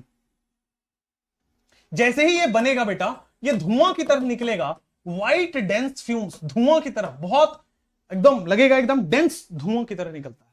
चलिए, नेक्स्ट मेरे प्यारे दोस्त आते हैं रेड फास्फोरस के ऊपर। अब रेड फास्फोरस में क्या है, तो रेड फास्फोरस कैसे बनता है, तो व्हाइट फास्फोरस को हीट करने पर, ठीक है ना, व्हाइट फास्फोरस लिया और उसको 573 केल्विन पे हीट कर दिया तो आपका रेड फास्फोरस बन गया। वो भी इनर्ट एटमॉस्फेयर में हीट करना है, ठीक है, वो भी इनर्ट एटमॉस्फेयर में हीट करना है। बहुत अच्छा। उसके बाद ये जो रेड फास्फोरस है ये इनसॉल्युबल इन वाटर है। Red phosphorus is insoluble in water और साथ में कार्बन डाइसल्फाइड में भी इनसॉल्युबल है। व्हाइट फास्फोरस क्या था, वाटर में तो इनसॉल्युबल था बट कार्बन डाइसल्फाइड में सॉल्युबल था। यहां पे क्या है मेरे प्यारे दोस्त, ये वाटर में भी इनसॉल्युबल है, कार्बन डाइसल्फाइड में भी इनसॉल्युबल है, ठीक है। चलिए, उसके बाद रेड फास्फोरस जो है वो लेस रिएक्टिव है व्हाइट फास्फोरस से। रेड फास्फोरस ज्यादा स्टेबल हो जाता है as compare to white phosphorus. उसके बाद आते हैं ब्लैक फास्फोरस। ब्लैक फास्फोरस के दो फॉर्म होते हैं, अल्फा ब्लैक और बीटा ब्लैक, ठीक है ना। We have alpha black and beta black, ठीक है। अल्फा ब्लैक कैसे बनता है, तो अल्फा ब्लैक को बनाने के लिए रेड फास्फोरस को हीट करो 803 केल्विन पे। अल्फा ब्लैक और बीटा ब्लैक होता है। अल्फा ब्लैक कैसे बनाओगे, ठीक है, जब अल्फा ब्लैक बनाने के लिए रेड फास्फोरस को 803 केल्विन पे सील्ड ट्यूब में हीट करो, ठीक है। उसके बाद पॉइंट नंबर 72, बीटा ब्लैक कैसे बनाओगे, तो बीटा ब्लैक बनाने के लिए व्हाइट फास्फोरस को 473 केल्विन हाई प्रेशर पे हीट करो। तो बेटा ब्लैक फास्फोरस इन्हीं से बनता है, व्हाइट फास्फोरस से। रेड फास्फोरस भी व्हाइट फास्फोरस से ही बनता है, हीटिंग से। अगर मैंने 803 केल्विन और सील्ड ट्यूब में हीट किया तो ये अल्फा ब्लैक बन जाएगा। अगर मैंने व्हाइट फास्फोरस को 473 केल्विन पे हीट किया तो ये बीटा ब्लैक बन जाएगा, ठीक है। चलिए, तो यहां पे आपको बेटा बीटा ब्लैक बनता हुआ नजर आ रहा है। फिर 73 बहुत आसान है, फॉस्फाइड की वाटर से रिएक्शन करके PH3 बनता है। फॉस्फीन गैस की मैं बात बता रहा हूं अब, ठीक है। कोई भी फॉस्फाइड ले लो, कैल्शियम फॉस्फाइड, एनी फॉस्फाइड, ठीक है ना। फॉस्फाइड मतलब फॉस्फोरस से रिएक्शन, P4 से रिएक्शन, फॉस्फाइड बन गया। आप उसको सिंपल H2O से रिएक्शन करा दो या HCl से रिएक्शन करा दो, क्या होगा, यहां पे Ca+2 और OH- CaOH होल्ड वाइज बन जाएगा, यस, P-3 और यहां पे H+, that means PH3। Sir यहां पे क्या है, Ca+2 Cl- CaCl2, यहां पे P- और यहां पे P+ और यहां पे Cl-, दैट मींस PH3, ठीक है ना, यस, P- और H+, ठीक है। बहुत अच्छा। अब देखिएगा, ये वही रिएक्शन है P4 जो डिसप्रॉप होता है NaOH के अंदर। P4 NaOH के अंदर डिसप्रॉप रिएक्शन शो करता है। तो देखो बेटा, PH3 भी बनाएगा और NaH2PO2 भी बनाएगा, -3 और +2 वाला भी कंपाउंड बनाएगा। तो बहुत अच्छा। नेक्स्ट, अब देखिएगा मेरे प्यारे दोस्त, जब ये PH3 हमारा प्योर फॉर्म में होता है, जब हमारा PH3 प्योर फॉर्म में होता है तो ये नॉन इन्फ्लेमेबल होता है। When PH3 is in pure form, it is non-inflammable, मतलब ये जलेगा नहीं, आग नहीं पकड़ेगा इसको, but becomes flammable, लेकिन ये जब इनफ्लेमेबल होता है ना, नॉन इन्फ्लेमेबल मतलब जलेगा नहीं, नॉन इन्फ्लेमेबल। लेकिन अगर ये P2H4 के कांटेक्ट में आ गया या फिर P4 वेपर के कांटेक्ट में आ गया, अगर ये P2H4 के कांटेक्ट में आ गया या फिर P4 वेपर के कांटेक्ट में आ गया, तो फिर मेरे प्यारे दोस्त ये क्या बन जाएगा, ये फ्लेमेबल हो जाएगा, इनफ्लेमेबल हो जाएगा, ठीक है ना, ये फिर जलना स्टार्ट कर देगा, ठीक है। नॉर्मल प्योर फॉर्म में इनफ्लेमेबल होता है, बाद में ये इसके साथ फ्लेमेबल हो जाता है, इनफ्लेमेबल हो जाता है। अब सुनिएगा, अब मान लीजिए ये इनफ्लेमेबल हो चुका है, तो इसको क्या करते हैं, हम सफाई करते हैं ताकि ये नॉन इनफ्लेमेबल बन पाए। तो क्या करते हैं, मैं इसको KOH डाल देता हूं। मान लीजिए ये क्या बनेगा, मान लीजिए PH4I मेरे पास बना हुआ है, पोटेशियम आयोडाइड मेरे पास फॉस्फोनियम आयोडाइड बन जाएगा, ठीक है ना। To purify it from impurity, ये जो इंप्योरिटी इसमें आ गई है उसको प्यूरिफाई करने के लिए मैं क्या करूंगा, HI इसमें पास करूंगा। अब जैसे ही HI पास करूंगा तो मेरे पास PH3 था, HI पास करने से PH4I बन जाएगा, ठीक है। ये वही PH4I की बात कर रहा है। ये PH4I मेरे प्यारे दोस्त, जैसे ही मैं इसको KOH दूंगा तो ये प्यूरिफाई होके PH3 बन जाएगा, प्यूरिफाई होके PH3 बन जाएगा, ठीक है। नेक्स्ट, अब आइएगा प्रॉपर्टीज। ये सड़े हुए मछली की तरह महकता है, दैट मींस रॉटन फिश स्मेल। चलिए बहुत अच्छा, ये PH3 है, ये ऑक्सीडाइजिंग एजेंट्स लाइक HNO3 और Cl2 के साथ अगर रहे, Br2 वेपर के साथ रहे तो एक्सप्लोड करता है, ठीक है। ये जो HNO3 के साथ रहे या Cl2 वेपर या Br2 वेपर के साथ रहे तो फिर ये एक्सप्लोड करता है, चलिए, और रॉटन फिश की तरह महकता है। नेक्स्ट बेटा, PH3 जो है वो वाटर में डिकम्पोज हो जाता है, ठीक है, and in the presence of light gives red phosphorus, ठीक है। PH3 अगर वाटर में डालूं तो वो डिकम्पोज हो जाएगा और रेड फास्फोरस दे देगा। अब सुनिएगा और अच्छे तरीके से, CuSO4 प्लस PH3, ठीक है ना। हमारे पास क्या है, CuSO4 प्लस PH3 है बेटा, कॉपर +2 में है, यस, फास्फोरस -3 में है, तो क्या ये कॉपर का फॉस्फाइड बनेगा, बहुत अच्छा। सिमिलरली Hg+2 है और यहां पे फास्फोरस का -3 है, तो मरकरी का फॉस्फाइड बन रहा है, तो कॉपर का फॉस्फाइड और मरकरी का फॉस्फाइड बन रहा है, ठीक है, यस। PH3 प्लस HBr, ये क्या बनेगा, PH4Br बनेगा, ठीक है, PH4Br, PH3 plus H plus ले लेगा, PH4 plus and Br minus PH4Br। Now phosphorus halogen के साथ कैसे रिएक्शन देता है, तो बेटा फॉस्फोरस हैलोजन के साथ PX3 टाइप भी बनाता है, PX5 टाइप भी बनाएगा, ठीक है ना, PX3 टाइप भी बनाएगा और PX5 टाइप भी कंपाउंड बनेगा, ठीक है। अब सुनिए PX3 कैसे बनाता है बेटा, ये जो फॉस्फोरस है P4, ये क्लोरीन अगर 6 क्लोरीन दिया तो PCl3 बन जाएगा। अगर यहीं पे मैं 10 क्लोरीन देने लगूं तो PCl5 बन जाएगा। मैं PCl5 भी साथ साथ भी आपको दिखा देता हूं, ठीक है, ये एक सेकेंड, ओके, PCl5 कहां गया, यस। अगर मैं 6 क्लोरीन देता तो PCl3 बन जाता, अगर मैं 10 क्लोरीन दे रहा हूं, 10 Cl2 दे रहा हूं तो ये PCl5 में कन्वर्ट हो जाएगा, बहुत अच्छा। नेक्स्ट, अब आइए, अगर मैं 8 मोलिक्यूल ऑफ SOCl2 दे रहा हूं, अगर मैं 8 मोलिक्यूल ऑफ SOCl2 दे रहा हूं तो आपको पास क्या बन रहा है, PCl3। अगर मैं यही 10 मोलिक्यूल देने लगूं तो PCl5 बन जाएगा। अगर मैं यही 10 मोलिक्यूल ऑफ SO2Cl2 देने लगूं तो PCl5 बन जाएगा, ठीक है। अगर मैं 10 मोलिक्यूल दे रहा हूं तो आपको दिख रहा होगा ये 10 मोलिक्यूल ऑफ SO2 रिलीज हो जाएगा, दैट्स इट। लेकिन जब मैं 8 मोलिक्यूल दे रहा था तो साथ में बेटा SO2 तो रिलीज होगा ही सही, H2Cl2 भी रिलीज हो रहा है। This is something very very important, यही दिमाग में आप भूल जाते हो, ठीक है, यस। यही भी पूछ लिया जाता है, P4 प्लस SOCl2 ये दे देगा, ये दे देगा, यहां पे ब्लैंक स्पेस, और ब्लैंक स्पेस आपको सेलेक्ट करना रहेगा। तो अगर PCl3 बन रहा है तो H2Cl2 भी रिलीज होगा, यही PCl5 वाले में नहीं होता है। PCl5 में नॉर्मल SO2 रिलीज होकर रह जाता है। चलिए, अब PCl3 बन गया तो PCl3 की वाटर के साथ रिएक्शन, मेरे प्यारे दोस्त, अगर यहां पे +3 वाला है तो +3 वाला ऑक्सी एसिड बन जाएगा, दैट मींस H3PO3 है, फास्फोरस +3 वाला ऑक्सी एसिड बन जाएगा। तो पॉइंट नंबर 82 क्लियर हो गया, 8 पॉइंट और बच रहा है, अमेजिंग है। अब सुनिएगा प्यारे दोस्त, अगर मान लीजिए ये कुछ एसिड या फिर अल्कोहल टाइप से रिएक्शन कर रहा है, ठीक है, एसिड या अल्कोहल टाइप से रिएक्शन कर रहा है तो CH3COO-, ठीक है, यहां से क्या उठाएगा बेटा, Cl-, H+ और Cl- क्या होंगे, यहां से इंटरचेंज हो जाएंगे, ठीक है। H+ और ये उतना इंपॉर्टेंट नहीं है बट फिर भी आप देख लीजिए, अगर आपके पास कोई एसिड है या फिर कोई अल्कोहल है जहां से मैं H+ हटा सकता हूं तो H+ की जगह इनका Cl आके लग जाएगा, और यहां से Cl गायब हुआ तो फास्फोरस H3PO3, यहां से फास्फोरस H3PO3 में गायब हो जाएगा। नेक्स्ट, ये तो SOCl2 देख ही लिया। सिमिलरली PCl5 की वाटर के साथ, तो सर +5 है तो +5 वाला ऑक्सी एसिड बना दीजिए। +5 वाला ऑक्सी एसिड के पहले मैं आपको कुछ बताना चाहता हूं बेटा, PCl5 की किस तरह से आपके पास स्ट्रक्चर्स होते हैं। ये होता है बेटा PCl5, ठीक है ना, थोड़ा ऊपर मैं लिख देता हूं यहां पे PCl5, ठीक है ना, ठीक है, यस, चलिए, अब ये बेटा आपके पास क्या है, these are the axial bonds and axial bonds are longer bonds and longer bonds are weaker bonds. तो जैसे ही इसको थोड़ा भी आप हीट करते हो ना, जैसे ही आप थोड़ा भी आप हीट करते हो ना, तो जो भी एक्सियल बॉन्ड्स है वो टूट जाते हैं, जो भी ये वीकर बॉन्ड्स है ये टूट जाते हैं। ठीक है, तो उस तरीके से हो जाता है। अब देखना, जैसे ही ये टूटा, इस फास्फोरस पे 2 वैलेंसी फ्री हो गई, एक ऊपर वाला एक नीचे वाला। जैसे ही मैंने इसको वाटर दिया, यहां पे POCl3 टाइप का कंपाउंड बन जाता है। क्या क्लियर है? क्या यहां पे POCl3 टाइप का कंपाउंड बन जाता है? क्या क्लियर है? क्या अमेजिंग, बहुत अच्छा। नाउ अब आइए मेरे प्यारे दोस्त, इसी POCl3 को वापस आप अगर वाटर देते हो तो फिर ये वापस +3 से +5 वाला है ना।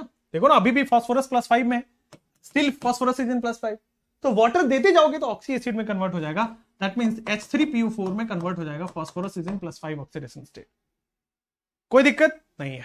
चलिए, 85 के बाद अपन आते हैं 86 पे। बेटा हीट करोगे तो अभी अभी मैंने बता दिया कि PCl3 और Cl2 में टूट जाएगा, Cl2 एक्सियल बॉन्ड्स है। अब आते हैं 87 पे। जैसे मैंने वहां पे अल्कोहल था या कोई एसिड था, तो क्या हो रहा था, वो H3PO3 में कन्वर्ट हो रहा था, यहां पे H3PO4 में कन्वर्ट होगा। सॉरी, पहले POCl3 में कन्वर्ट होगा, फिर H3PO4 में। सिमिलरली पीछे जैसा, पहले POCl3 में कन्वर्ट होगा, फिर H3PO4 में। तो यहां भी देख लीजिए बेटा, पहले POCl3 में कन्वर्ट होगा। अब अगर वापस इसमें वाटर डालते हैं तो फिर से ये कहां चला जाएगा, वापस से वाटर लेते हैं, ये कहां चला जाएगा, H3PO4 में कन्वर्ट होगा। ठीक है, यस। और H हटेगा, Cl लगेगा, H हटेगा, Cl लगेगा। चलिए 89। अच्छा, ये वही बात बता रहा है कि 3 जो है इक्विटोरियल बॉन्ड्स है और 2 एक्सियल बॉन्ड्स है, और दोनों एक्सियल बॉन्ड्स वीकर हैं। उसके बाद मेरे प्यारे प्यारे दोस्तों, ये जो PCl5 है, ये जो PCl5 है, ये PCl5 सॉलिड स्टेट में क्या होता है, ये जो PCl5 है ये सॉलिड स्टेट में 2 तरह से एग्जिस्ट करता है, PCl4+ एंड PCl6-। ये सॉलिड स्टेट में 2 तरह से एग्जिस्ट करता है, PCl4+ एंड PCl6-। ठीक है ना। इन गैसियस स्टेट तो ये PCl5 रहता है, बट सॉलिड स्टेट में ये PCl4+ और PCl6- में इस तरह से एग्जिस्ट करता है। ठीक है, बहुत अच्छा, समझ में आ गया। ओके, तो ये है आपके सामने PCl4+ आपका टेट्राहेड्रल है, PCl6- आपका ऑक्टाहेड्रल है। ठीक है, अब आपके पास आते हैं पॉइंट नंबर 90। पॉइंट नंबर 90 है आपका ऑक्सो एसिड्स ऑफ फास्फोरस। अभी आपका लास्ट पैराग्राफ ऑफ एनसीईआरटी है। अब ऑक्सो एसिड्स ऑफ फास्फोरस में ये आपके पास सारे फास्फोरस के नाम लिखे हुए हैं, ऑक्सीडेशन स्टेट आप निकाल लोगे। ये रटना नहीं कि कितने पीओएच बॉन्ड बनाने हैं, कितने पी डबल बॉन्ड ओ है, बिल्कुल नहीं रटना है। ठीक है, इसके सारे आपके रिएक्शंस दिए गए हैं, मतलब सॉरी स्ट्रक्चर दिया गया है। तो ये लास्ट के एक टेबल में आपको बस छोड़ के आपके लिए जा रहा हूं। ठीक है, लास्ट का ये जो टेबल है ये बस आपको एक बार देख लेना है, and your nitrogen family will be completed in 90 points. अगर आप चाहते हैं क्रैश कोर्स को एंजॉय करना, तो मेरे प्यारे दोस्त क्रैश कोर्स को एंजॉय करने के लिए you just have to apply the Baahubali code. आपको क्या करना है बेटा, बाहुबली कोड अप्लाई करना है, और बाहुबली कोड अप्लाई करके आप 3 महीने का कोर्स ले लीजिए। जैसे ही आप बाहुबली कोड अप्लाई करेंगे, इस 3 महीने की जगह आपको 4.5 महीने का एक्स्ट्रा बेनिफिट मिलेगा। ठीक है ना, दैट मींस आपके नीट तक रहेगा। कहने का मतलब अभी से 3 महीने लेते हो तो नीट तक के सब्सक्रिप्शन हो जाएंगे, लेकिन ये आज तक ही वैलिड है। ठीक है ना, आज तक ही वैलिड है। तो congratulation by the way, congratulation everybody. चलिए और देखते हैं, आपसे कुछ बातें कर लेते हैं, काफी टाइम हो गया। Thank you so much, very good very good, thank you thank you. I hope you enjoyed the session. I hope you enjoyed the session. And if you enjoyed the session, ये screenshot रहा, और इस screenshot के साथ सब लोग अपने अपने सोशल मीडिया पे टैग करोगे। Amazing session, fantastic session, right. Let the world know कि how hard work we are putting into it, right. Let the world know, this is the celebration time. अब जाओ आप आधे घंटे मत पढ़ो और थोड़ा रिलैक्स कर लो, क्योंकि बहुत अच्छी पढ़ाई कर ली है आपने, नोट्स बना लिए हैं। तो नोट्स आप मुझे शेयर कर सकते हैं, कहां पे नोट्स आप मुझे शेयर कर सकते हैं, नोट्स आप मुझे शेयर कर सकते हैं विशाल केमिस्ट्री नाम के उस पे। And thank you so much and take care guys, bye bye. ठीक है, thank you so much for joining the session, amazing session, bye bye bye bye bye bye. ठीक है, बहुत मेहनत कर रहे हो, करते रहो, लगे रहो, थैंक यू।